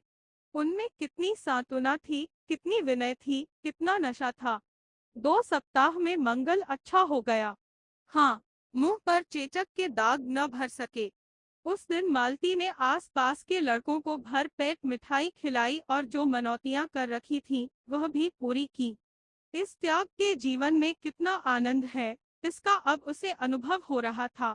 झुनिया और गोबर का हर्ष मानो उसके भीतर प्रतिबिंबित हो रहा था। दूसरों के कष्ट निवारण में उसने जिस सुख और उल्लास का अनुभव किया, वह कभी भोग विलास के जीवन में न किया था। वह लालसा अब उन फूलों की भांति क्षीण हो गई थी जिसमें फल लग रहे हों। अब वह उस दर्जे से आगे निकल चुकी थी जब मनुष्य स्थूल आनंद को परम सुख मानता है। यह आनंद अब उसे तुच्छ पतन की ओर ले जाने वाला, कुछ हल्का बल्कि बीभत्स सा लगता था। उस बड़े बंगले में रहने का क्या आनंद जब उसके आसपास मिट्टी के झोपड़े मानो विलाप कर रहे हों। कार पर चढ़कर अब उसे गर्व नहीं होता। मंगल जैसे अबोध बालक ने उसके जीवन में कितना प्रकाश डाल दिया, उसके सामने सच्चे आनंद का द्वार सा खोल दिया। एक दिन मेहता के सिर में जोर का दर्द हो रहा था। वह आंखें बंद किए चारपाई पर पड़े तड़प रहे थे कि मालती ने आकर उनके सिर पर हाथ रखकर पूछा, कब से यह दर्द हो रहा है। मेहता को ऐसा जान पड़ा, उन कोमल हाथों ने जैसे सारा दर्द खींच लिया। उठकर बैठ गए और बोले, दर्द तो दोपहर से ही हो रहा था और ऐसा सिर दर्द मुझे आज तक नहीं हुआ था, मगर तुम्हारे हाथ रखते ही सिर ऐसा हल्का हो गया है मानो दर्द था ही नहीं। तुम्हारे हाथों में यह सिद्धि है। मालती ने उन्हें कोई दवा लाकर खाने को दे दी और आराम से लेट रहने को ताकीद करके तुरंत कमरे से निकल जाने को हुई। मेहता ने आग्रह करके कहा, जरा 2 मिनट बैठोगी नहीं। मालती ने द्वार पर से पीछे फिरकर कहा, इस वक्त बातें करोगे तो शायद फिर दर्द होने लगे। आराम से लेटे रहो। आजकल मैं तुम्हें हमेशा कुछ न कुछ पढ़ते या लिखते देखती हूँ। 2-4 दिन लिखना पढ़ना छोड़ दो। तुम 1 मिनट बैठोगी नहीं। मुझे एक मरीज को देखने जाना है। अच्छी बात है, जाओ। मेहता के मुख पर कुछ ऐसी उदासी छा गई कि मालती लौट पड़ी और सामने आकर बोली, अच्छा कहो, क्या कहते हो। मेहता ने विमन होकर कहा, कोई खास बात नहीं है। यही कह रहा था कि इतनी रात गए किस मरीज को देखने जाओगी। वही राय साहब की लड़की है। उसकी हालत बहुत खराब हो गई थी, अब कुछ संभल गई है। उसके जाते ही मेहता फिर लेट रहे। कुछ समझ में नहीं आया कि मालती के हाथ रखते ही दर्द क्यों शांत हो गया। अवश्य ही उसमें कोई सिद्धि है और यह उसकी तपस्या का, उसकी कर्मण्य मानवता का ही वरदान है। मालती नारीत्व के उस ऊंचे आदर्श पर पहुंच गई थी जहां वह प्रकाश के एक नक्षत्र सी नजर आती थी। अब वह प्रेम की वस्तु नहीं, श्रद्धा की वस्तु थी। अब वह दुर्लभ हो गई थी और दुर्लभता मनस्वी आत्माओं के लिए उद्योग का मंत्र है। मेहता प्रेम में जिस सुख की कल्पना कर रहे थे उसे श्रद्धा ने और भी गहरा और भी स्फुटिरमय बना दिया। प्रेम में कुछ माँ भी होता है, कुछ महत्व भी। श्रद्धा तो अपने को मिटा डालती है और अपने मिट जाने को ही अपना इष्ट बना लेती है। प्रेम अधिकार कराना चाहता है, जो कुछ देता है उसके बदले में कुछ चाहता भी है। श्रद्धा का चरम आनंद अपना समर्पण है, जिसमें अहम्मन्यता का ध्वंस हो जाता है। मेहता का वह बृहत ग्रंथ समाप्त हो गया था, जिसे वह 3 साल से लिख रहे थे और जिसमें उन्होंने संसार के सभी दर्शन तत्वों का समन्वय किया था। यह ग्रंथ उन्होंने मालती को समर्पित किया और जिस दिन उसकी प्रतियां इंग्लैंड से आईं और उन्होंने एक प्रति मालती को भेंट की, तो वह उसे अपने नाम से समर्पित देखकर विस्मित भी हुई और दुखी भी। उसने कहा, यह तुमने क्या किया। मैं तो अपने को इस योग्य नहीं समझती। मेहता ने गर्व से कहा, लेकिन मैं तो समझता हूँ। यह तो कोई चीज नहीं। मेरे तो अगर 100 प्राण होते तो वह तुम्हारे चरणों पर न्योछावर कर देता। मुझ पर जिसने स्वार्थ सेवा के सिवा कुछ जाना ही नहीं। तुम्हारे त्याग का एक टुकड़ा भी मैं पा जाता तो अपने को धन्य समझता। तुम देवी हो, पत्थर की, इतना और क्यों नहीं कहते? त्याग की, मंगल की, पवित्रता की। तब तुमने मुझे खूब समझा। मैं और त्याग, मैं तुमसे सच कहती हूँ, सेवा या त्याग का भाव कभी मेरे मन में नहीं आया। जो कुछ करती हूँ, प्रत्यक्ष या अप्रत्यक्ष स्वार्थ के लिए करती हूँ। मैं गाती इसलिए नहीं कि त्याग करती हूँ या अपने गीतों से दुखी आत्माओं को सांत्वना देती हूँ, बल्कि केवल इसलिए कि उससे मेरा मन प्रसन्न होता है। इसी तरह दवा दारू भी गरीबों को दे देती हूँ, केवल अपने मन को प्रसन्न करने के लिए। शायद मन का अहंकार इसमें सुख मानता है। तुम मुझे ख्वाहमख्वाह देवी बनाए डालते हो। अब तो इतनी कसर रह गई है कि धूप दीप लेकर मेरी पूजा करो। मेहता ने कातर स्वर में कहा, वह तो मैं बरसों से कर रहा हूँ मालती, और उस वक्त तक करता जाऊंगा जब तक वरदान न मिलेगा। मालती ने चुटकी ली तो वरदान पा जाने के बाद शायद देवी को मंदिर से निकाल फेंको। मेहता संभल कर बोले, अब तो मेरी अलग सत्ता ही न रहेगी, उपासक उपास्य में लय हो जाएगा। मालती ने गंभीर होकर कहा, नहीं मेहता, मैं महीनों से इस प्रश्न पर विचार कर रही हूँ और अंत में मैंने यह तय किया है कि मित्र बनकर रहना स्त्री पुरुष बनकर रहने से कहीं सुखकर है। तुम मुझसे प्रेम करते हो, मुझ पर विश्वास करते हो, और मुझे भरोसा है कि आज अवसर आ पड़े तो तुम मेरी रक्षा प्राणों से करोगे। तुमने मैंने अपना पथ प्रदर्शक ही नहीं, अपना रक्षक भी पाया है।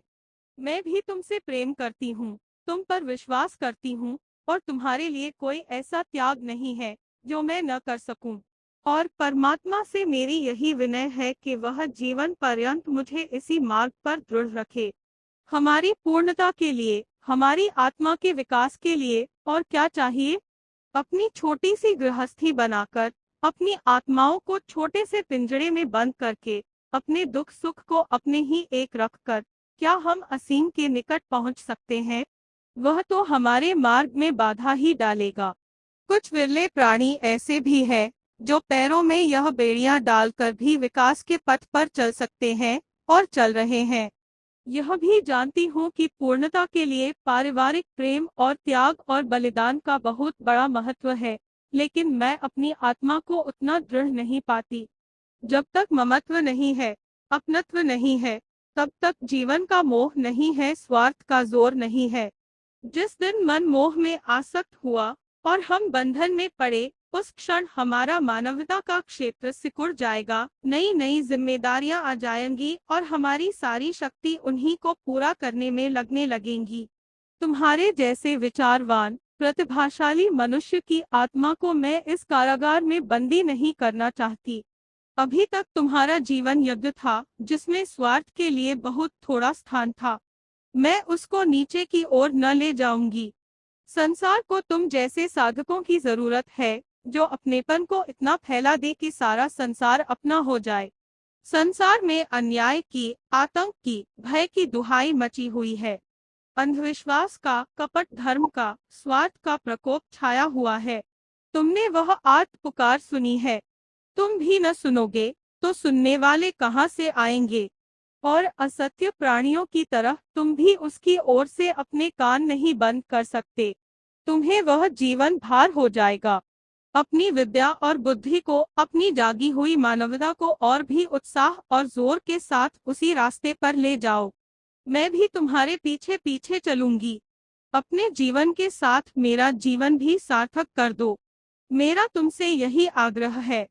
अगर तुम्हारा मन सांसारिकता की ओर लपकता है, तब भी मैं अपना काबू चलते तुम्हें उधर से हटाऊंगी, और ईश्वर न करे कि मैं असफल हो जाऊं, लेकिन तब मैं तुम्हारा साथ दो बूंद आंसू गिराकर छोड़ दूंगी, और कह नहीं सकती मेरा क्या अंत होगा, किस घाट लगूंगी, पर चाहे वह कोई घाट हो, इस बंधन का घाट न होगा। बोलो, मुझे क्या आदेश देते हो?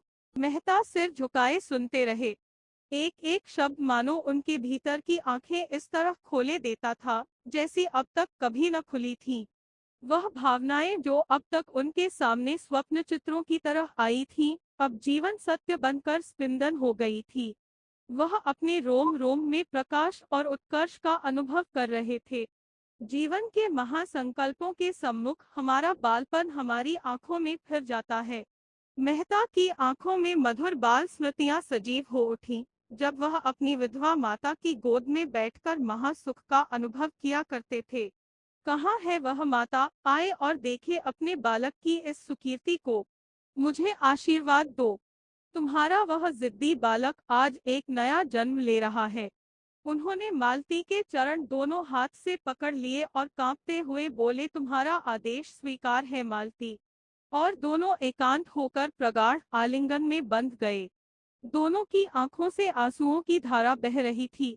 सिलिया का बालक अब 2 साल का हो रहा था और सारे गांव में दौड़ लगाता था। अपने साथ एक विचित्र भाषा लाया था और उसी में बोलता था, चाहे कोई समझे या न समझे। उसकी भाषा में त, ल और घ की कसरत थी और स, र आदि वर्ण गायब थे। उस भाषा में रोटी का नाम था ओटी, दूध का तूत, साग का छाग और कौड़ी का तौली। जानवरों की बोलियों की ऐसी नकल करता है कि हंसते हंसते लोगों के पेट में बल पड़ जाता है। किसी ने पूछा, रामू, कुत्ता कैसे बोलता है? रामू गंभीर भाव से कहता, भों भों, और काटने दौड़ता। बिल्ली कैसे बोले? और रामू म्यान्व करके आंखें निकालकर ताकता और पंजों से नोचता। बड़ा मस्त लड़का था। जब देखो खेलने में मगन रहता, न खाने की सुधि थी न पीने की। गोद से उसे चिढ़ थी। उसके सबसे सुखी क्षण वह होते जब वह द्वार के नीम के नीचे मनो धूल बटोर कर उसमें लौटता, सिर पर चढ़ाता, उसकी डेरियां लगाता, घरौंदे बनाता। अपनी उम्र के लड़कों से उसकी एक क्षण न पटती। शायद उन्हें अपने साथ खेलाने के योग्य ही न समझता था। कोई पूछता, तुम्हारा नाम क्या है? चटपट कहता, लामू। तुम्हारे बाप का क्या नाम है? माता दीन। और तुम्हारी माँ का? छिलिया। और दाता दीन कौन है? वह अमाला छाला है। न जाने किसने दाता दीन से उसका यह नाता बता दिया था। रामू और रूपा में खूब पट्टी थी। वह रूपा का खिलौना था। उसे उपटन मलती, काजल लगाती, नहलाती, बाल संवारती, अपने हाथों कौर कौर बनाकर खिलाती और कभी कभी उसे गोद में लिए रात को सो जाती। धनिया डांटती, तू सब कुछ छुआछूत किए देती है, मगर वह किसी की न सुनती। चीथड़े की गुड़िया ने उसे माता बनना सिखाया था। वह मातृ भावना का जीता जागता बालक पाकर अब गुड़ियों से संतुष्ट न हो सकती थी।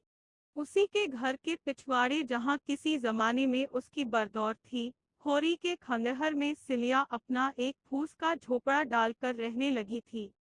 होरी के घर में उम्र तो नहीं कट सकती थी। माता दीन को कई सौ रुपए खर्च करने के बाद अंत में काशी के पंडितों ने फिर से ब्राह्मण बना दिया। उस दिन बड़ा भारी हवन हुआ। बहुत से ब्राह्मणों ने भोजन किया और बहुत से मंत्र और श्लोक पढ़े गए।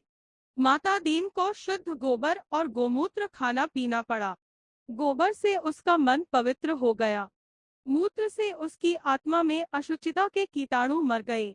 लेकिन एक तरह से इस प्रायश्चित ने उसे सचमुच पवित्र कर दिया। हवन के प्रचंड अग्नि कुंड में उसकी मानवता निखर गई और हवन की ज्वाला के प्रकाश से उसने धर्म स्तंभों को अच्छी तरह परख लिया। उस दिन से उसे धर्म के नाम से चिढ़ हो गई। उसने जनेऊ उतार फेंका और पुरोहिती को गंगा में डुबा दिया। अब वह पक्का खेतिहर था। उसने यह भी देखा कि यद्यपि विद्वानों ने उसका ब्राह्मणत्व स्वीकार कर लिया, लेकिन जनता अब भी उसके हाथ का पानी नहीं पीती। उससे मुहूर्त पूछती है, साइत और लग्न का विचार करवाती है, उसे पर्व के दिन दान भी दे देती है, पर उससे अपने बर्तन नहीं छुलाती। जिस दिन सिलिया के बालक का जन्म हुआ, उसने दूनी मात्रा में भांग पी और गर्व से जैसे उसकी छाती तन गई और उंगलियां बार बार मूंछों पर पड़ने लगी। बच्चा कैसा होगा? उसी के जैसा। कैसे देखे? उसका मन महसूस कर रह गया। तीसरे दिन रूपा खेत में उससे मिली। उसने पूछा, रुपया, तूने सिलिया का लड़का देखा? रुपया बोली, देखा क्यों नहीं। लाल लाल है, खूब मोटा, बड़ी बड़ी आंखें हैं, सिर में झबराले बाल है, टुकुर टुकुर ताकता है। माता दीन के हृदय में जैसे वह बालक आ बैठा था और हाथ पांव फेंक रहा था। उसकी आंखों में नशा सा छा गया। उसने उस किशोरी रूपा को गोद में उठा लिया, फिर कंधे पर बिठा लिया, फिर उतारकर उसके कपोलों को चूम लिया। रूपा बाल संभालती हुई बीत होकर बोली, माइनस चलो, मैं तुमको दूर से दिखा दूं। ओसारे में ही तो है। सिलिया बहन न जाने क्यों हरदम रोती रहती है। माता दीन ने मुंह फेर लिया। उसकी आंखें सजल हो आई थीं और ओठ कांप रहे थे।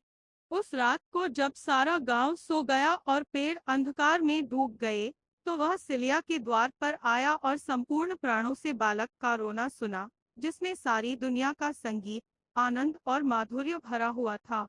सिलिया बच्चे को होरी के घर में खटोले पर सुलाकर मजूरी करने चली जाती। माता दीन किसी न किसी बहाने से होरी के घर आता और कनखियों से बच्चे को देखकर अपना कलेजा और आंखें और प्राण शीतल करता। धनिया मुस्करा कर कहती, लजाते क्यों हो, गोद में ले लो, प्यार करो, कैसा काठ का कलेजा है तुम्हारा, बिल्कुल तुमको पड़ा है। माता दीन 1-2 रुपया सिलिया के लिए फेंक कर बाहर निकल आता। बालक के साथ उसकी आत्मा भी बढ़ रही थी, खिल रही थी, चमक रही थी। अब उसके जीवन का भी उद्देश्य था, एक व्रत था। उसमें संयम आ गया, गंभीरता आ गई, दायित्व आ गया। एक दिन रामू खटोले पर लेटा हुआ था। धनिया कहीं गई थी। रूपा भी लड़कों का शोर सुनकर खेलने चली गई। घर अकेला था। उसी वक्त माता दीन पहुंचा।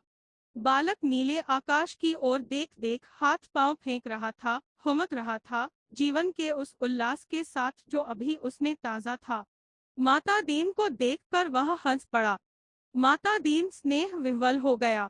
उसने बालक को उठाकर छाती से लगा लिया। उसकी सारी देह और हृदय और प्राण रोमांचित हो उठे, मानो पानी की लहरों में प्रकाश की रेखाएं कांप रही हो। बच्चे की गहरी, निर्मल, अथाह, मोद भरी आंखों में जैसे उसके जीवन का सत्य मिल गया। उसे एक प्रकार का भय सा लगा, मानो वह दृष्टि उसके हृदय में चुभी जाती हो। वह कितना अपवित्र है, ईश्वर का वह प्रसाद कैसे छू सकता है। उसने बालक को सशंक मन के साथ फिर लिटा दिया। उसी वक्त रूपा बाहर से आ गई और वह बाहर निकल गया। एक दिन खूब ओले गिरे। सिलिया घास लेकर बाजार गई हुई थी। रूपा अपने खेल में मग्न थी। रामू अब बैठने लगा था। कुछ कुछ बकवान चलने भी लगा था। उसने जो आंगन में बिनौले बिछे देखे, तो समझा बतासे फैले हुए हैं। कई उठाकर खाए और आंगन में खूब खेला। रात को उसे ज्वर आ गया। दूसरे दिन निमोनिया हो गया।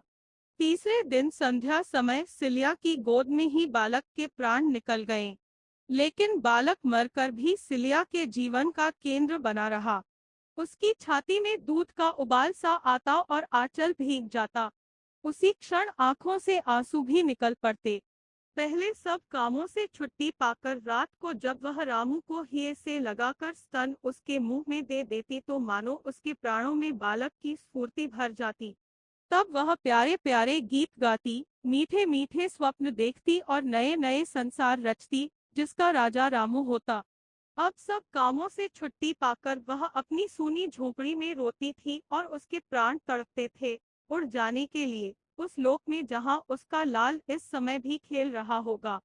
सारा गांव उसके दुख में शरीक था। रामू कितना चौचाल था, जो कोई बुलाता उसी की गोद में चला जाता। मरकर और पहुंच से बाहर होकर वह और भी प्रिय हो गया था। उसकी छाया उससे कहीं सुंदर, कहीं चौचाल, कहीं लुभावनी थी। माता दीन उस दिन खुल पड़ा। पर्दा होता है हवा के लिए। आधी में पर्दे उठा के रख दिए जाते हैं कि आधी के साथ उड़ न जाएं। उसने शव को दोनों हथेलियों पर उठा लिया और अकेला नदी के किनारे तक ले गया, जो 1 मील का पाट छोड़कर पतली सी धार में समा गई थी। 8 दिन तक उसके हाथ सीधे न हो सके।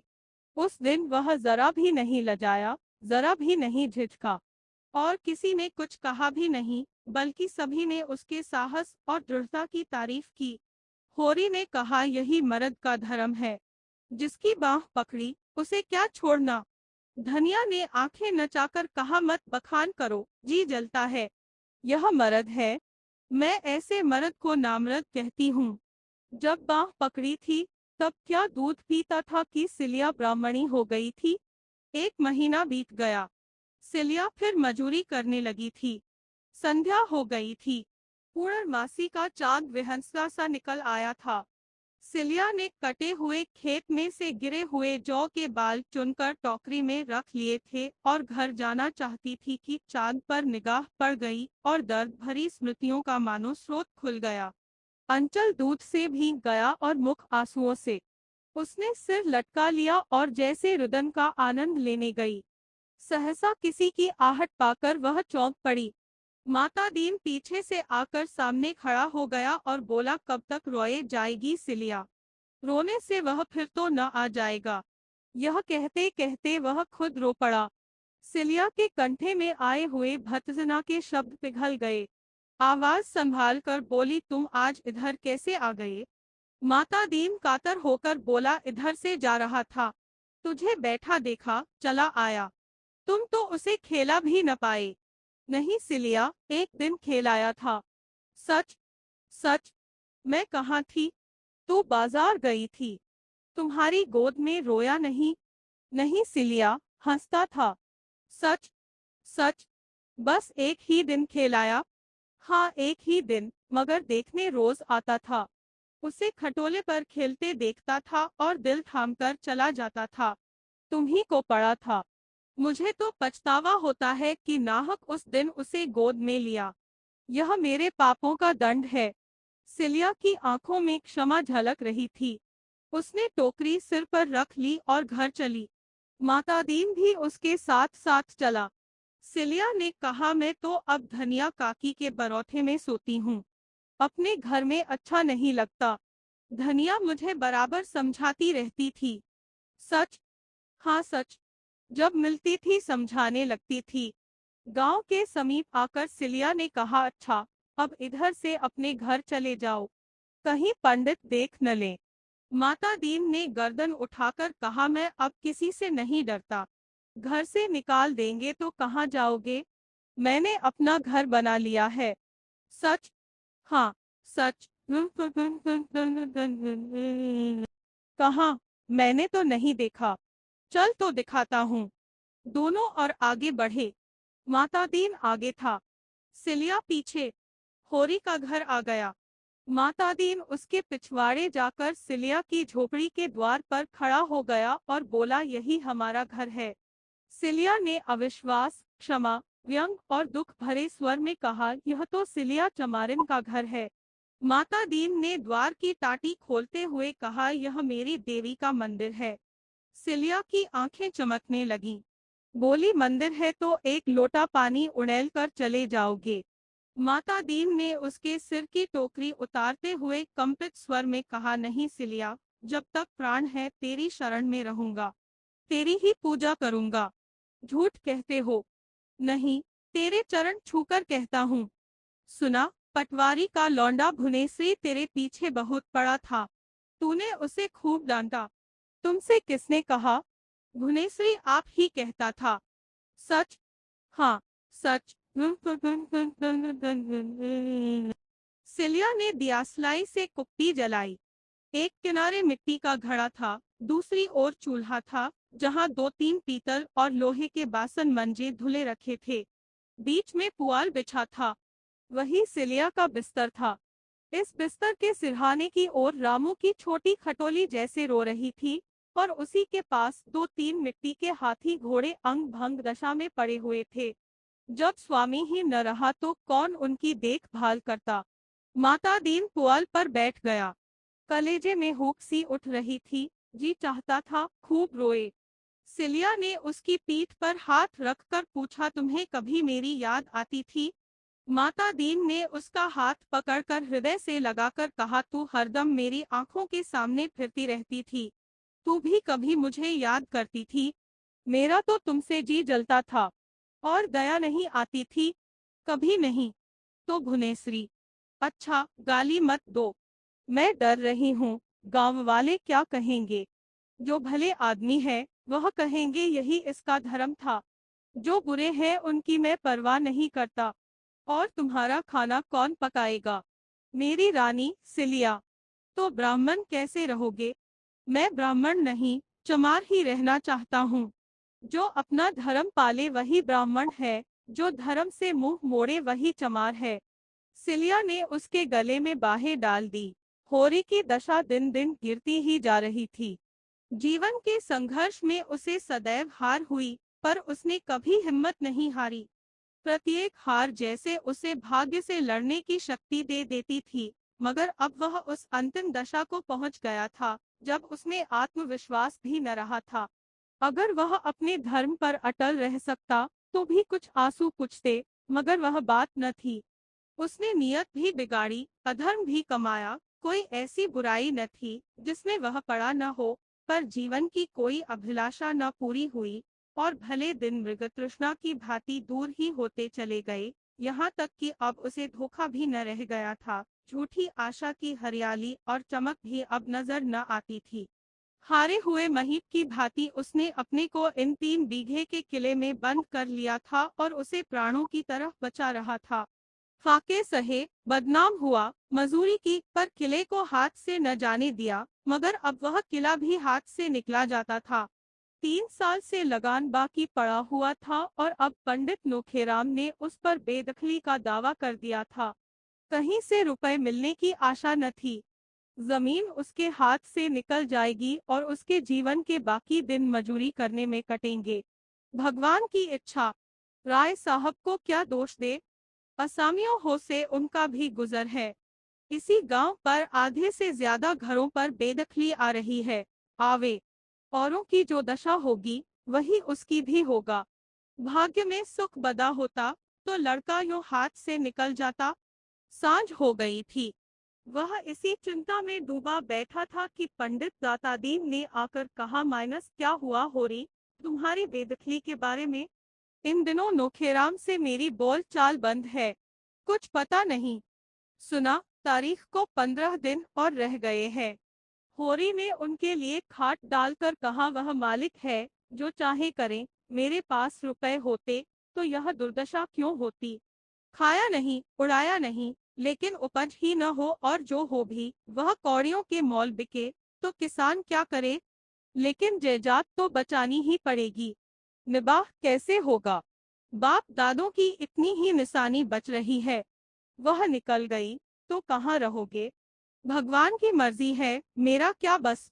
एक उपाय है जो तुम करो। होरी को जैसे अभय दान मिल गया।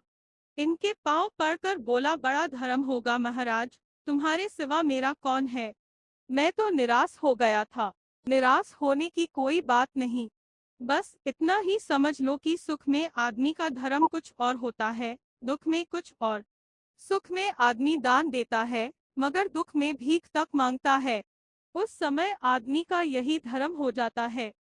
शरीर अच्छा रहता है तो हम बिना स्नान पूजा किए मुंह में पानी भी नहीं डालते, लेकिन बीमार हो जाते हैं तो बिना नहाए धोए कपड़े पहने खाट पर बैठे पथ्य लेते हैं।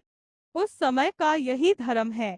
यहाँ हम में तुम में कितना भेद है, लेकिन जगन्नाथपुरी में कोई भेद नहीं रहता। ऊंचे नीचे सभी एक पंगत में बैठकर खाते हैं। आपातकाल में श्री रामचंद्र ने सेवरी के जूठे फल खाए थे, बाली को छिपकर वध किया था। जब संकट में बड़े बड़ों की मर्यादा टूट जाती है तो हमारी तुम्हारी कौन बात है। रामसेवक महतो को तो जानते हो न। होरी ने निरुत्साह होकर कहा, हाँ जानता क्यों नहीं, मेरा जजमान है। बड़ा अच्छा जमाना है उसका। खेती अलग, लेन देन अलग। ऐसे रोब दाब का आदमी ही नहीं देखा। कई महीने हुए उसकी औरत मर गई है। संतान कोई नहीं। अगर रुपया का ब्याह उससे करना चाहो तो मैं उसे राजी कर लूं। मेरी बात वह कभी न टालेगा। लड़की सयानी हो गई है और जमाना बुरा है। कहीं कोई बात हो जाए तो मुंह में कालिख लग जाए। यह बड़ा अच्छा अवसर है। लड़की का ब्याह भी हो जाएगा और तुम्हारे खेत भी बच जाएंगे। सारे खर्च वर्च से बचे जाते हो। रामसेवक होरी से 2 ही 4 साल छोटा था। ऐसे आदमी से रूपा के ब्याह करने का प्रस्ताव ही अपमानजनक था। कहाँ फूल सी रूपा और कहाँ वह बूढ़ा ठूंठ। जीवन में होरी ने बड़ी बड़ी चोट सही थी, मगर यह चोट सबसे गहरी थी। आज उसके ऐसे दिन आ गए हैं कि उससे लड़की बेचने की बात कही जाती है और उसमें इनकार करने का साहस नहीं है। ग्लानि से उसका सिर झुक गया। दातादीन ने 1 मिनट के बाद पूछा, तो क्या कहते हो? होरी ने साफ जवाब न दिया। बोला, सोचकर कहूंगा। इसमें सोचने की क्या बात है? धनिया से भी तो पूछ लूं। तुम राजी हो कि नहीं? जरा सोच लेने दो महाराज। आज तक कुल में कभी ऐसा नहीं हुआ। उसकी मर्जाद भी तो रखना है। 5-6 दिन के अंदर मुझे जवाब दे देना। ऐसा न हो तुम सोचते ही रहो और बेदखली आ जाए। दातादीन चले गए। होरी की ओर से उन्हें कोई अंदेशा न था। अंदेशा था धनिया की ओर से। उसकी नाक बड़ी लंबी है, चाहे मिट जाए मर्जाद न छोड़ेगी। मगर होरी हाँ कर ले तो वह रो धोकर मान ही जाएगी। खेतों के निकलने में भी तो मर्जाद बिगड़ती है। धनिया ने आकर पूछा, पंडित क्यों आए थे? कुछ नहीं, यही बेदखली की बातचीत थी। आंसू पोंछने आए होंगे। यह तो न होगा कि 100 रुपए उधार दे दें। मांगने का मुंह भी तो नहीं। तो यहाँ आते ही क्यों है? रुपया की सगाई की बात थी। किससे? रामसेवक को जानती है? उन्हीं से। मैंने उन्हें कब देखा? हाँ, नाम बहुत दिन से सुनती हूँ। वह तो बूढ़ा होगा। बूढ़ा नहीं है, हाँ अधेड़ है। तुमने पंडित को फटकारा नहीं? मुझसे कहते तो ऐसा जवाब देती कि याद करते। फटकारा नहीं, लेकिन इनकार कर दिया। कहते थे ब्याह भी बिना खर्च बरच के हो जाएगा और खेत भी बच जाएंगे। साफ साफ क्यों नहीं बोलते कि लड़की बेचने को कहते थे? कैसे इस बूढ़े का हियाव पड़ा? लेकिन होरी इस प्रश्न पर जितना ही विचार करता उतना ही उसका दुराग्रह कम होता जाता था। कुल मयार्रा की लाज उसे कुछ कम न थी, लेकिन जिसे असाध्य रोग ने ग्रस लिया हो वह खाद्य अखाद्य की परवाह कब करता है? दातादीन के सामने होरी ने कुछ ऐसा वह प्रकट किया था जिसे स्वीकृति नहीं कहा जा सकता, मगर भीतर से वह पिघल गया था। उम्र की ऐसी कोई बात नहीं। मरना जीना तकदीर के हाथ है। बूढ़े बैठे रहते हैं, जवान चले जाते हैं। रूपा को सुख लिखा है तो वहां भी सुख उठाएगी। दुख लिखा है तो कहीं भी सुख नहीं पा सकती, और लड़की बेचने की तो कोई बात ही नहीं। होरी उससे जो कुछ लेगा उधार लेगा और हाथ में रुपए आते ही चुका देगा। इसमें शर्म या अपमान की कोई बात ही नहीं है। बेशक उसमें समाई होती तो वह रूपा का ब्याह किसी जवान लड़के से और अच्छे कुल में करता, दहेज भी देता, बारात के खिलाने पिलाने में भी खूब दिल खोलकर खर्च करता। मगर जब ईश्वर ने उसे इस लायक नहीं बनाया तो कुछ कन्या के सिवा और वह कर क्या सकता है? लोग हंसेंगे, लेकिन जो लोग खाली हंसते हैं और कोई मदद नहीं करते, उनकी हंसी की वह क्यों परवाह करे? मुश्किल यही है कि धनिया न राजी होगी। गधी तो है ही, वही पुरानी लाज डोए जाएगी। यह कुल प्रतिष्ठा के पालने का समय नहीं, अपनी जान बचाने का अवसर है। ऐसी ही बड़ी लाज वाली है तो लाए 500 निकाले। कहाँ धरे हैं? 2 दिन गुजर गए और इस मामले पर उन लोगों में कोई बातचीत न हुई। हाँ, दोनों सांकेतिक भाषा में बातें करते थे। धनिया कहती वर कन्या जोड़ के हो तभी ब्याह का आनंद है। होरी जवाब देता, ब्याह आनंद का नाम नहीं है पगली, यह तो तपस्या है। चलो तपस्या है। हाँ, मैं कहता जो हूँ। भगवान आदमी को जिस दशा में डाल दे उसमें सुखी रहना तपस्या नहीं तो और क्या है? दूसरे दिन धनिया ने वैवाहिक आनंद का दूसरा पहलू सोच निकाला। घर में जब तक सास ससुर देवरानियां जेठानियां न हो तो ससुराल का सुख ही क्या? कुछ दिन तो लड़की बहुरिया बनने का सुख पाए। होरी ने कहा, वह वैवाहिक जीवन का सुख नहीं, दंड है। धनिया तिनक उठी, तुम्हारी बातें भी निराली होती है। अकेली बहू घर में कैसे रहेगी? न कोई आगे न कोई पीछे। होरी बोला, तू तो इस घर में आई तो एक नहीं, दो दो देवर थे, सास थी, ससुर था। तूने कौन सा सुख उठा लिया, बता। क्या सभी घरों में ऐसे ही प्राणी होते हैं? और नहीं तो क्या आकाश की देवियां आ जाती है? अकेली तो बहू, उस पर हुकूमत करने वाला सारा घर। बेचारी किस किस को खुश करे। जिसका हुक्म न माने वही बैरी, सबसे भला अकेला। फिर भी बात यहीं तक रह गई, मगर धनिया का पल्ला हल्का होता जाता था। चौथे दिन रामसेवक महतो खुद आ पहुंचे। कलान रास घोड़े पर सवार, साथ एक नाई और एक खिदमतगार, जैसे कोई बड़ा जमींदार हो। उम्र 40 से ऊपर थी, बाल खिचड़ी हो गए थे, पर चेहरे पर तेज था, देह गठी हुई। होरी उनके सामने बिल्कुल बूढ़ा लगता था, किसी मुकदमे की पैरवी करने जा रहे थे।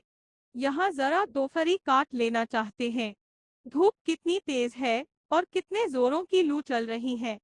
होरी सहुआइन की दुकान से गेहूं का आटा और घी लाया। पूरियां बनी, तीनों मेहमानों ने खाया। दातादीन भी आशीर्वाद देने आ पहुंचे।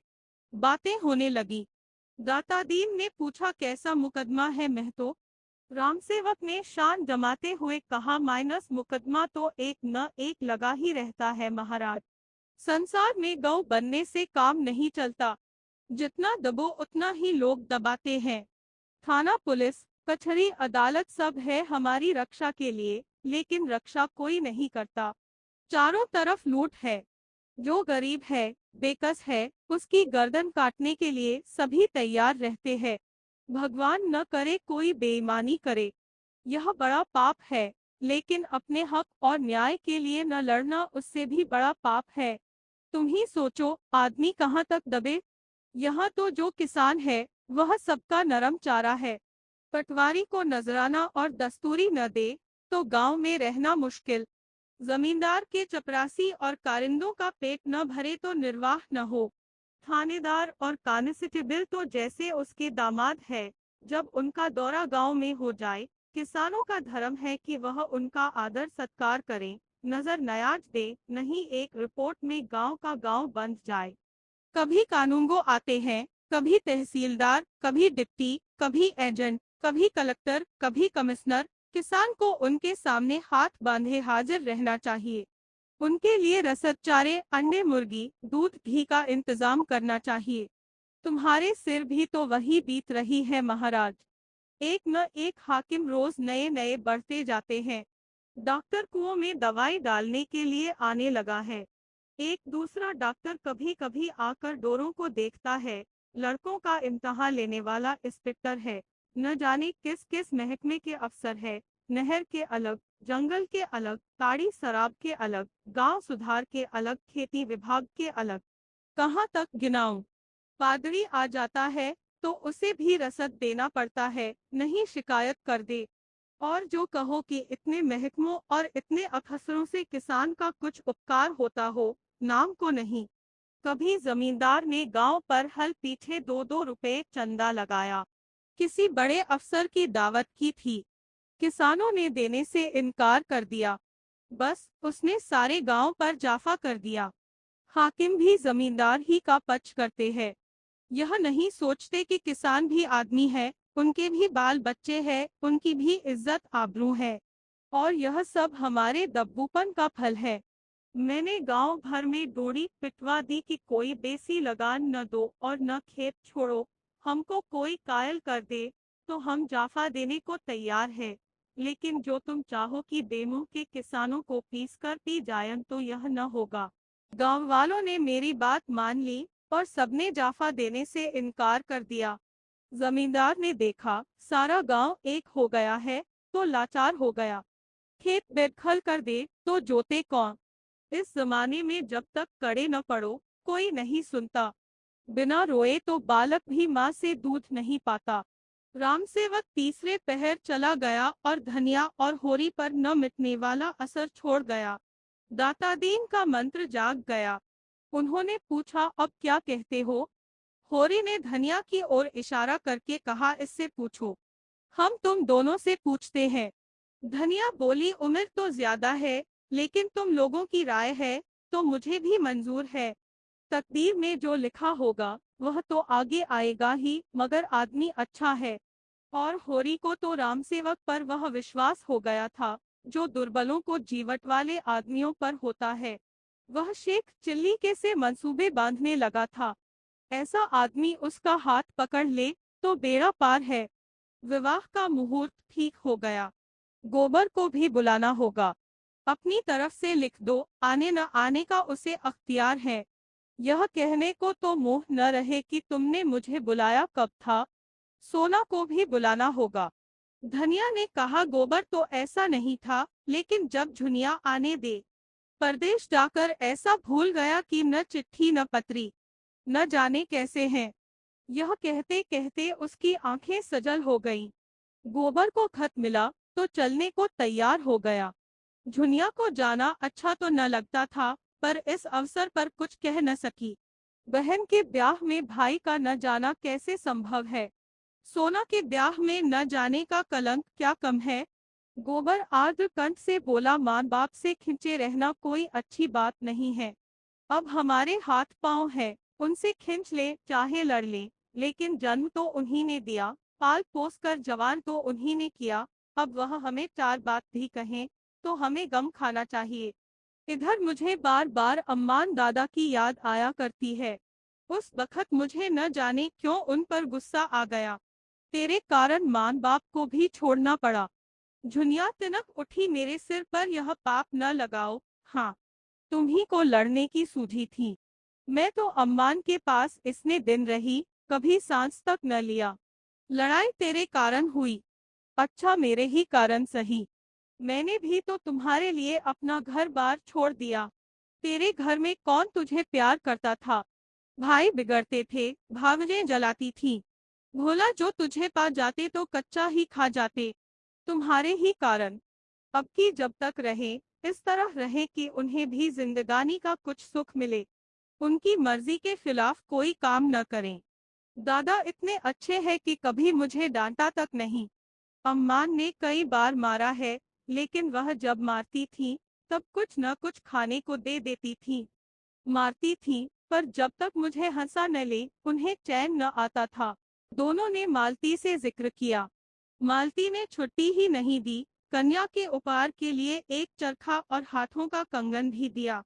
वह खुद जाना चाहती थी, लेकिन कई ऐसे मरीज उसके इलाज में थे, जिन्हें एक दिन के लिए भी न छोड़ सकती थी। हाँ, शादी के दिन आने का वादा किया और बच्चे के लिए खिलौनों का ढेर लगा दिया। उसे बार बार चूमती थी और प्यार करती थी, मानो सब कुछ पेशगी ले लेना चाहती है, और बच्चा उसकी प्यार की बिल्कुल परवाह न करके घर चलने के लिए खुश था, उस घर के लिए जिसको उसने देखा तक न था। उसकी बाल कल्पना में घर स्वर्ग से भी बढ़कर कोई चीज थी। गोबर ने घर पहुंचकर उसकी दशा देखी तो ऐसा निराश हुआ कि इसी वक्त यहाँ से लौट जाए। घर का एक हिस्सा गिरने गिरने हो गया था। द्वार पर केवल एक बैल बंधा हुआ था, वह भी नीमजान। धनिया और होरी दोनों फूले न समाये, लेकिन गोबर का जी उचाट था। अब इस घर के संभलने की क्या आशा है। वह गुलामी करता है, लेकिन भरपेट खाता तो है। केवल एक ही मालिक का तो नौकर है। यहाँ तो जिसे देखो वही रोब जमाता है। गुलामी है, पर सूखी। मेहनत करके अनाज पैदा करो और जो रुपए मिले वह दूसरों को दे दो। आप बैठे राम राम करो। दादा ही का कलेजा है कि यह सब सहते हैं। उससे तो एक दिन न सहा जाए। और यह दशा कुछ होरी ही की न थी। सारे गांव पर यह विपत्ति थी। ऐसा एक आदमी भी नहीं जिसकी रोनी सूरत न हो, मानो उनके प्राणों की जगह वेदना ही बैठी उन्हें कठपुतलियों की तरह नचा रही हो। चलते फिरते थे, काम करते थे, पिसते थे, घुटते थे, इसलिए कि पिसना और घुटना उनकी तकदीर में लिखा था। जीवन में न कोई आशा है, न कोई उमंग, जैसे उनके जीवन के सोते सूख गए हों और सारी हरियाली मुरझा गई हो। जेठ के दिन है, अभी तक खलिहानों में अनाज मौजूद है, मगर किसी के चेहरे पर खुशी नहीं है। बहुत कुछ तो खलिहान में ही तुलकर महाजनों और कारिंदों की भेंट हो चुका है, और जो कुछ बचा है वह भी दूसरों का है। भविष्य अंधकार की भांति उनके सामने है। उसमें उन्हें कोई रास्ता नहीं सूझता। उनकी सारी चेतनाएं शिथिल हो गई हैं।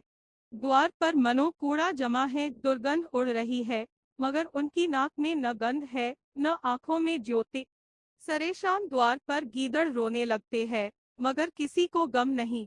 सामने जो कुछ मोटा झोटा आ जाता है वह खा लेते हैं, उसी तरह जैसे इंजन कोयला खा लेता है।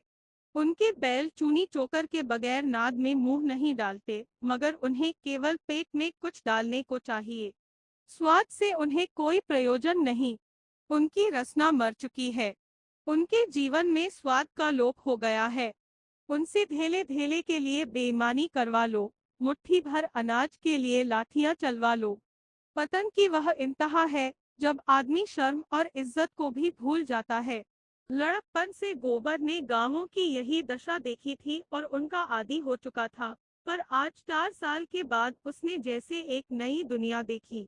भले आदमियों के साथ रहने से उसकी बुद्धि कुछ जग उठी है। उसने राजनीतिक जलसों में पीछे खड़े होकर भाषण सुने हैं और उनसे अंग अंग में बिधा है।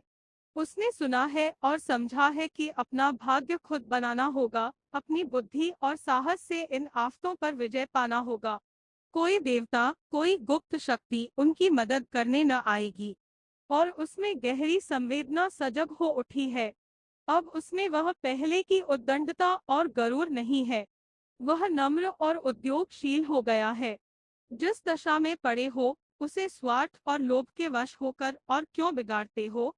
दुख ने तुम्हें एक सूत्र में बांध दिया है। बंधुत्व के इस दैवी बंधन को क्यों अपने तुच्छ स्वार्थों में तोड़े डालते हो? उस बंधन को एकता का बंधन बना लो। इस तरह के भावों ने उसकी मानवता को पंख से लगा दिए हैं।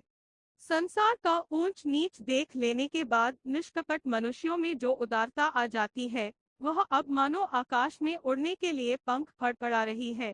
होरी को अब वह कोई काम करते देखता है तो उसे हटाकर खुद करने लगता है, जैसे पिछले दुर्व्यवहार का प्रायश्चित करना चाहता हो। कहता है, दादा अब कोई चिंता मत करो, सारा भार मुझ पर छोड़ दो, मैं अब हर महीने खर्च भेजूंगा। इतने दिन तो मरते खपते रहे, कुछ दिन तो आराम कर लो।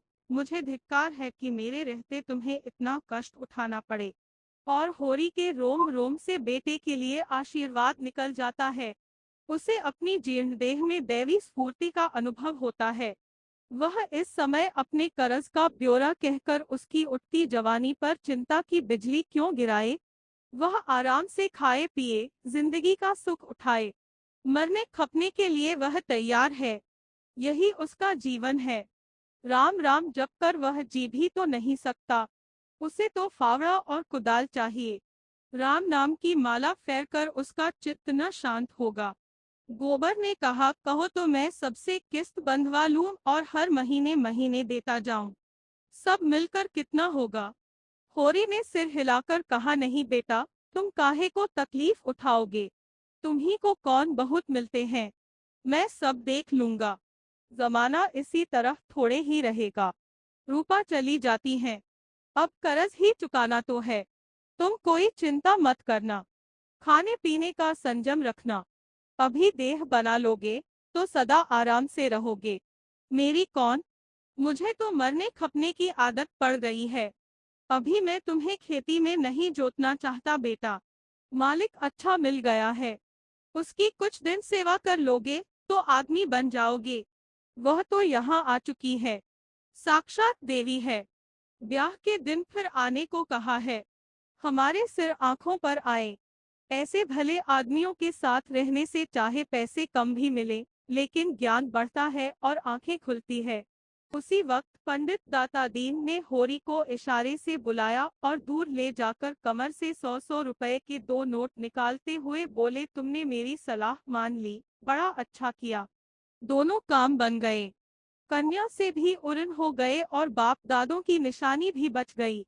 मुझसे जो कुछ हो सका मैंने तुम्हारे लिए कर दिया। अब तुम जानो, तुम्हारा काम जाने। होरी ने रुपए लिए तो उसका हाथ कांप रहा था। उसका सिर ऊपर न उठ सका, मुंह से एक शब्द न निकला, जैसे अपमान के अथाह गड्ढे में गिर पड़ा है और गिरता चला जाता है।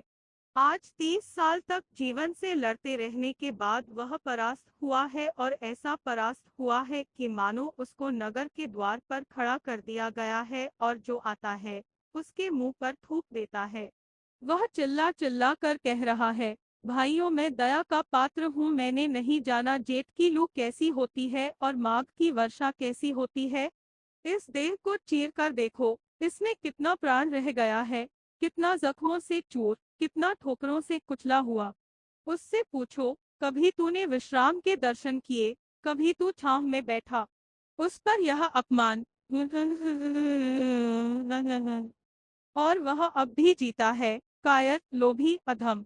उसका सारा विश्वास जो अगाध होकर स्थूल और अंधा हो गया था, मानो टूक टूक उड़ गया है। दातादीन ने कहा, तो मैं जाता हूँ, न हो तो तुम इसी वक्त नुखेराम के पास चले जाओ। होरी दीनता से बोला, चला जाऊंगा महाराज, मगर मेरी इज्जत तुम्हारे हाथ है। 2 दिन तक गांव में खूब धूमधाम रही। बाजे बजे, गाना बजाना हुआ और रूपारो धोकर विदा हो गई, मगर होरी को किसी ने घर से निकलते न देखा। ऐसा छिपा बैठा था जैसे मुंह में कालिख लगी हो। मालती के आ जाने से चहल पहल और बढ़ गई। दूसरे गांवों की स्त्रियां भी आ गईं। गोबर ने अपने शील स्नेह से सारे गांव को मुग्ध कर लिया है। ऐसा कोई घर न था जहां वह अपने मीठे व्यवहार की याद न छोड़ आया हो। भोला तो उसके पैरों पर गिर पड़े। उनकी स्त्री ने उसको पान खिलाए और 1 रुपया बिदाई दी और उसका लखनऊ का पता भी पूछा। कभी लखनऊ आएगी तो उससे जरूर मिलेगी। अपने रुपए की उससे चर्चा न की। तीसरे दिन जब गोबर चलने लगा, तो होरी ने धनिया के सामने आंखों में आंसू भरकर वह अपराध स्वीकार किया जो कई दिन से उसकी आत्मा को मथ रहा था, और रोकर बोला, बेटा, मैंने इस जमीन के मोह से पाप की गठरी सिर ला दी। न जाने भगवान मुझे इसका क्या दंड देंगे। गोबर जरा भी गर्म न हुआ, किसी प्रकार का रोष उसके मुंह पर न था। श्रद्धाभाव से बोला, इसमें अपराध की तो कोई बात नहीं है दादा। हाँ, राम सेवक के रुपए अदा कर देना चाहिए। आखिर तुम क्या करते हो? मैं किसी लायक नहीं, तुम्हारी खेती में उपज नहीं, करज कहीं मिल नहीं सकता, 1 महीने के लिए भी घर में भोजन नहीं। ऐसी दशा में तुम और कर ही क्या सकते थे? जजात न बचाते तो रहते कहाँ। जब आदमी का कोई बस नहीं चलता, तो अपने को तकदीर पर ही छोड़ देता है। न जाने यह धांधली कब तक चलती रहेगी। जिसे पेट की रोटी मयस्सर नहीं, उसके लिए मर्जाद और इज्जत सब डोंग है। औरों की तरह तुमने भी दूसरों का गला दबाया होता, उनकी जमा मारी होती, तो तुम भी भले आदमी होते। तुमने कभी नीति को नहीं छोड़ा, यह उसी का दंड है। तुम्हारी जगह मैं होता तो या तो जेल में होता या फांसी पर गया होता। मुझसे यह कभी बर्दाश्त न होता कि मैं कमा कमा कर सबका घर भरूं और आप अपने बाल बच्चों के साथ मुंह में जाली लगाए बैठा रहूं। धनिया बहू को उसके साथ भेजने पर राजी न हुई। झुनिया का मन भी अभी कुछ दिन यहाँ रहने का था। तय हुआ कि गोबर अकेला ही जाए। दूसरे दिन प्रातःकाल गोबर सबसे विदा होकर लखनऊ चला। होरी उसे गांव के बाहर तक पहुंचाने आया। गोबर के प्रति इतना प्रेम उसे कभी न हुआ था। जब गोबर उसके चरणों पर झुका, तो होरी रो पड़ा, मानो फिर उसे पुत्र के दर्शन न होंगे। उसकी आत्मा में उल्लास था, गर्व था, संकल्प था। पुण्य से यह श्रद्धा और स्नेह पाकर वह तेजवान हो गया है, विशाल हो गया है। कई दिन पहले उस पर जो अवसाद सा छा गया था, एक अंधकार सा, जहां वह अपना मार्ग भूल जाता था, वहां अब उत्साह है और प्रकाश है। रूपा अपनी ससुराल में खुश थी। जिस दशा में उसका बालपन बीता था, उसमें पैसा सबसे कीमती चीज थी। मन में कितनी साधें थीं, जो मन में ही घुट घुट कर रह गई थी। वह अब उन्हें पूरा कर रही थी, और रामसेवक अधेड़ होकर भी जवान हो गया था। रूपा के लिए वह पति था, उसके जवान, अधेड़ या बूढ़े होने से उसकी नारी भावना में कोई अंतर न आ सकता था। उसकी यह भावना पति के रंग रूप या उम्र पर आश्रित न थी। उसकी बुनियाद इससे बहुत गहरी थी, श्वेत परंपराओं की तह में, जो केवल किसी भूकंप से ही हिल सकती थी। उसका यौवन अपने ही में मस्त था। वह अपने ही लिए अपना बनाव सिंगार करती थी और आप ही खुश होती थी। रामसेवक के लिए उसका दूसरा रूप था। तब वह गृहिणी बन जाती थी, घर के कामकाज में लगी हुई। अपनी जवानी दिखाकर उसे लज्जा या चिंता में न डालना चाहती थी। किसी तरह की अपूर्णता का भाव उसके मन में न आता था। अनाज से भरे हुए बखार और गांव से सिवान तक फैले हुए खेत और द्वार पर डोरों की कतारें और किसी प्रकार की अपूर्णता को उसके अंदर आने ही न देती थीं। और उसकी सबसे बड़ी अभिलाषा थी अपने घर वालों की खुशी देखना, उनकी गरीबी कैसे दूर कर दे। उस गाय की याद अभी तक उसके दिल में हरी थी, जो मेहमान की तरह आई थी और सबको रोता छोड़कर चली गई थी। वह स्मृति इतने दिनों के बाद अब और भी मृदु हो गई थी। अभी उसका निजत्व इस नए घर में न जम पाया था। वही पुराना घर उसका अपना घर था। वहीं के लोग अपने आत्मीय थे, उन्हीं का दुख उसका दुख और उन्हीं का सुख उसका सुख था। इस द्वार पर डोरों का एक रेवड़ देखकर उसे वह हर्ष न हो सकता था जो अपने द्वार पर एक गाय देखकर होता। उसके दादा की यह लालसा कभी पूरी न हुई। जिस दिन वह गाय आई थी, उन्हें कितना उत्साह हुआ था, जैसे आकाश से कोई देवी आ गई हो। तब से फिर उन्हें इतनी समाई ही न हुई कि कोई दूसरी गाय लाते, पर वह जानती थी आज भी वह लालसा होरी के मन में उतनी ही सजग है। अब की यह जाएगी तो साथ वह धौरी गाय जरूर लेती जाएगी। नहीं, अपने आदमी से क्यों न भेजवा दे। रामसेवक से पूछने की देर थी। मंजूरी हो गई और दूसरे दिन एक अहीर के मार्फत रूपा ने गाय भेज दी। अहीर से कहा, दादा से कह देना मंगल के दूध पीने के लिए भेजी है। होरी भी गाय लेने की फिक्र में था। यो अभी उसे गाय की कोई जल्दी न थी, मगर मंगल यही है और बिना दूध के कैसे रह सकता है। रुपए मिलते ही वह सबसे पहले गाय लेगा। मंगल अब केवल उसका पोता नहीं है, केवल गोबर का बेटा नहीं है, मालती देवी का खिलौना भी है। उसका लालन पालन उसी तरह का होना चाहिए। मगर रुपए कहाँ से आए?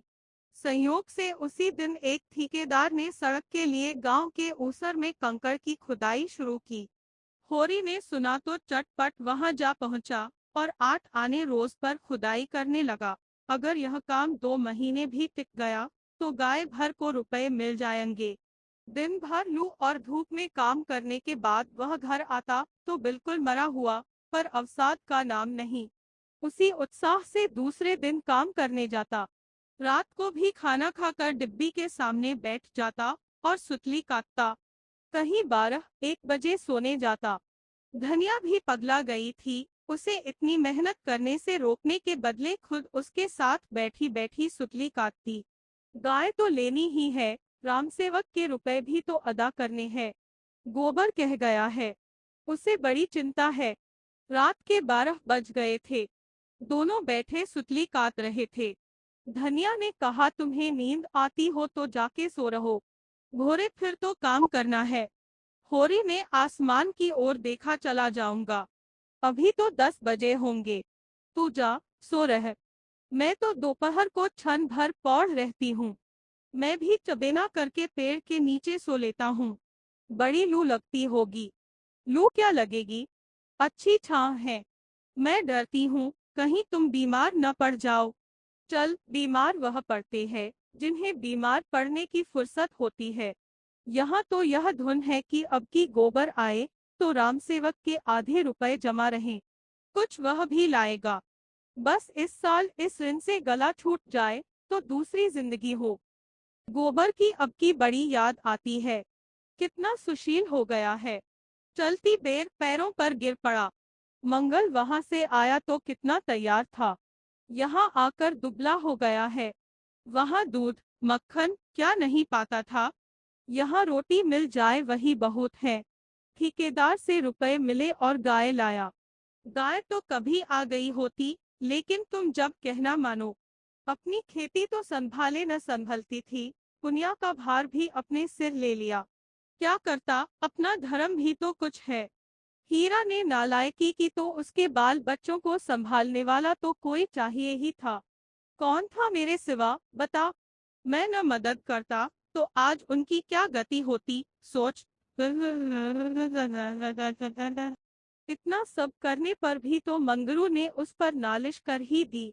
रुपए गाड़ कर रखेगी तो क्या नालिश न होगी। क्या बकती है, खेती से पेट चल जाए यही बहुत है। गाड़ कर कोई क्या रखेगा। हीरा तो जैसे संसार ही से चला गया। मेरा मन तो कहता है कि वह आवेगा, कभी न कभी जरूर। दोनों सोए।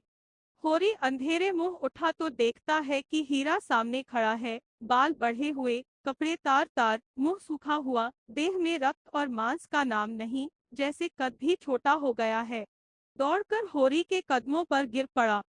होरी ने उसे छाती से लगाकर कहा, तुम तो बिल्कुल घुल गए हीरा। कब आए? आज तुम्हारी बार बार याद आ रही थी। बीमार हो क्या? आज उसकी आंखों में वह हीरा न था जिसने उसकी जिंदगी तल्ख कर दी थी, बल्कि वह हीरा था जो बे माँ बाप का छोटा सा बालक था। बीच के ये 25-30 साल जैसे मिट गए, उनका कोई चिन्ह भी नहीं था। हीरा ने कुछ जवाब न दिया, खड़ा रो रहा था।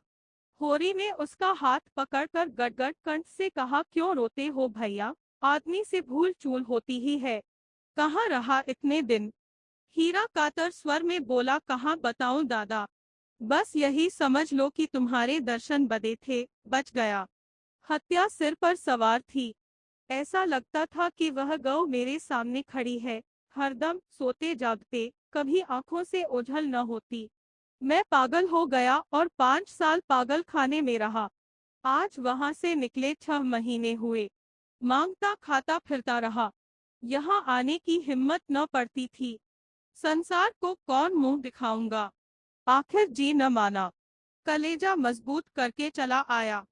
तुमने बाल बच्चों को। होरी ने बात काटी, तुम नाहक भागे। अरे, दारोगा को 10-5 देकर मामला रफे दफे करा दिया जाता और होता क्या? तुमसे जीते जी उरिम न होऊंगा दादा। मैं कोई गैर थोड़े हूँ भैया। होरी प्रसन्न था। जीवन के सारे संकट, सारी निराशाएं मानो उसके चरणों पर लौट रही थीं। कौन कहता है जीवन संग्राम में वह हारा है? यह उल्लास, यह गर्व, यह पुलक क्या हार के लक्षण है? इन्हीं हारों में उसकी विजय है। उसके टूटे फूटे अस्त्र उसकी विजय पताकाएं हैं। उसकी छाती फूल उठी है, मुख पर तेज आ गया है। हीरा की कृतज्ञता में उसके जीवन की सारी सफलता मूर्तिमान हो गई है। उसके बखार में 100-200 मन अनाज भरा होता, उसकी हानि में 1000-500 गड़े होते, पर उससे यह स्वर्ग का सुख क्या मिल सकता था? हीरा ने उसे सिर से पांव तक देखकर कहा, तुम भी तो बहुत दुबले हो गए दादा। होरी ने हंसकर कहा, तो क्या यह मेरे मोटे होने के दिन है? मोटे वह होते हैं जिन्हें न ऋण की सोच होता है, न इज्जत का। इस जमाने में मोटा होना बेहयाई है। 100 को दुबला करके तब एक मोटा होता है। ऐसे मोटेपन में क्या सुख? सुख तो जब है कि सभी मोटे हों। शोभा से भेंट हुई, उससे तो रात को भेंट हो गई थी। तुमने तो अपनों को भी पाला, जो तुमसे बैर करते थे, उनको भी पाला और अपना मर्जाद बनाए बैठे हो। उसने तो खेत बाड़ी सब बेच बाच डाली और अब भगवान ही जाने उसका निबाह कैसे होगा। आज होरी खुदाई करने चला तो देह भारी थी। रात की थकान दूर न हो पाई थी, पर उसके कदम तेज थे और चाल में निर्द्वंद्वता की अकड़ थी। आज 10 बजे ही से लू चलने लगी और दोपहर होते होते तो आग बरस रही थी। होरी कंकड़ के झोवे उठा उठाकर खदान से सड़क पर लाता था और गाड़ी पर लादता था। जब दोपहर की छुट्टी हुई तो वह बेदम हो गया था। ऐसी थकन उसे कभी न हुई थी। उसके पांव तक न उठते थे। देह भीतर से झुलसी जा रही थी। उसने न स्नान ही किया, न चबेना। उसी थकन में अपना अंगोछा बिछाकर एक पेड़ के नीचे सो रहा, मगर प्यास के मारे कंठ सूखा जाता है। खाली पेट पानी पीना ठीक नहीं। उसने प्यास को रोकने की चेष्टा की, लेकिन प्रतिक्षण भीतर की दाह बढ़ती जाती थी। न रहा गया। एक मजदूर ने बाल्टी भर रखी थी और चबेना कर रहा था। होरी ने उठकर एक लोटा पानी खींचकर पिया और फिर आकर लेट रहा, मगर आधा घंटे में उसे क्या हो गई और चेहरे पर मुर्दनी सी छा गई। उस मजदूर ने कहा, कैसा जी है होरी भैया? होरी के सिर में चक्कर आ रहा था। बोला, कुछ नहीं, अच्छा हूँ। यह कहते कहते उसे फिर क्या हुई और हाथ पांव ठंडे होने लगे। यह सिर में चक्कर क्यों आ रहा है? आंखों के सामने जैसे अंधेरा छाया जाता है। उसकी आंखें बंद हो गईं और जीवन की सारी स्मृतियां सजीव होकर हृदय पट पर आने लगी, लेकिन बेकरम, आगे की पीछे, पीछे की आगे, स्वप्न चित्रों की भांति बेमेल, विकृत और असंबद्ध। वह सुखद बालपन आया जब वह गुल्लियां खेलता था और मां की गोद में सोता था। फिर देखा जैसे गोबर आया है और उसके पैरों पर गिर रहा है। फिर दृश्य बदला, धनिया दुल्हन बनी हुई लाल चुंदरी पहने उसको भोजन करा रही थी। फिर एक गाय का चित्र सामने आया, बिल्कुल कामधेनु सी। उसने उसका दूध दोहा और मंगल को पिला रहा था कि गाय एक देवी बन गई। और उसी मजदूर ने फिर पुकारा, दोपहरी डल गई होरी, चलो झोवा उठाओ। होरी कुछ न बोला। उसके प्राण तो न जाने किस किस लोक में उड़ रहे थे। उसकी देह जल रही थी, हाथ पांव ठंडे हो रहे थे, लू लग गई थी। उसके घर आदमी दौड़ाया गया। 1 घंटा में धनिया दौड़ी हुई आ पहुंची। शोभा और हीरा पीछे पीछे खटोले की डोली बनाकर ला रहे थे। धनिया ने होरी की देह छुई तो उसका कलेजा सन से हो गया, मुख कांतिहीन हो गया था। कांपती हुई आवाज से बोली, कैसा जी है तुम्हारा? होरी ने अस्थिर आंखों से देखा और बोला, तुम आ गए गोबर। मैंने मंगल के लिए गाय ले ली है, वह खड़ी है, देखो। धनिया ने मौत की सूरत देखी थी, उसे पहचानती थी। उसे दबे पांव आते भी देखा था, आधी की तरफ भी देखा था। उसके सामने सास मरी, ससुर मरा, अपने 2 बालक मरे, गांव के 50 आदमी मरे। प्राण में एक धक्का सा लगा।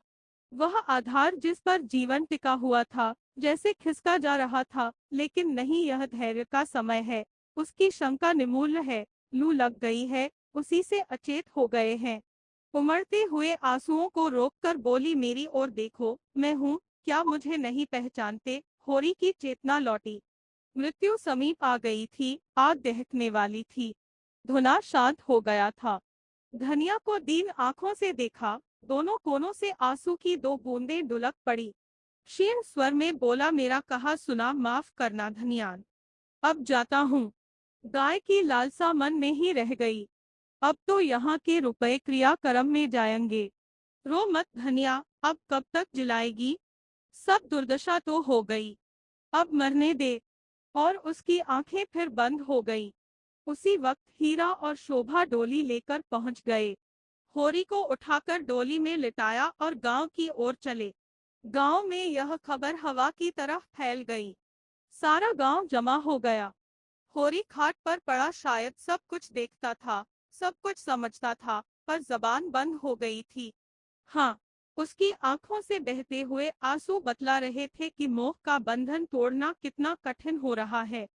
जो कुछ अपने से नहीं बन पड़ा, उसी के दुख का नाम तो मोह है। पाले हुए कर्तव्य और निपटाए हुए कामों का क्या मोह? मोह तो उन अनाथों को छोड़ जाने में है, जिनके साथ हम अपना कर्तव्य न निभा सके, उन अधूरे मंसूबों में है, जिन्हें हम न पूरा कर सके। मगर सब कुछ समझकर भी धनिया आशा की मिटती हुई छाया को पकड़े हुए थी। आंखों से आंसू गिर रहे थे, मगर यंत्र की भांति दौड़ दौड़ कर कभी आम भून कर पना बनाती, कभी होरी की देह में गेहूं की भूसी की मालिश करती। क्या करे, पैसे नहीं है, नहीं किसी को भेजकर डॉक्टर बुलाती। हीरा ने रोते हुए कहा, भाभी, दिल कड़ा करो, गोदान करा दो, दादा चले। धनिया ने उसकी ओर तिरस्कार की आंखों से देखा।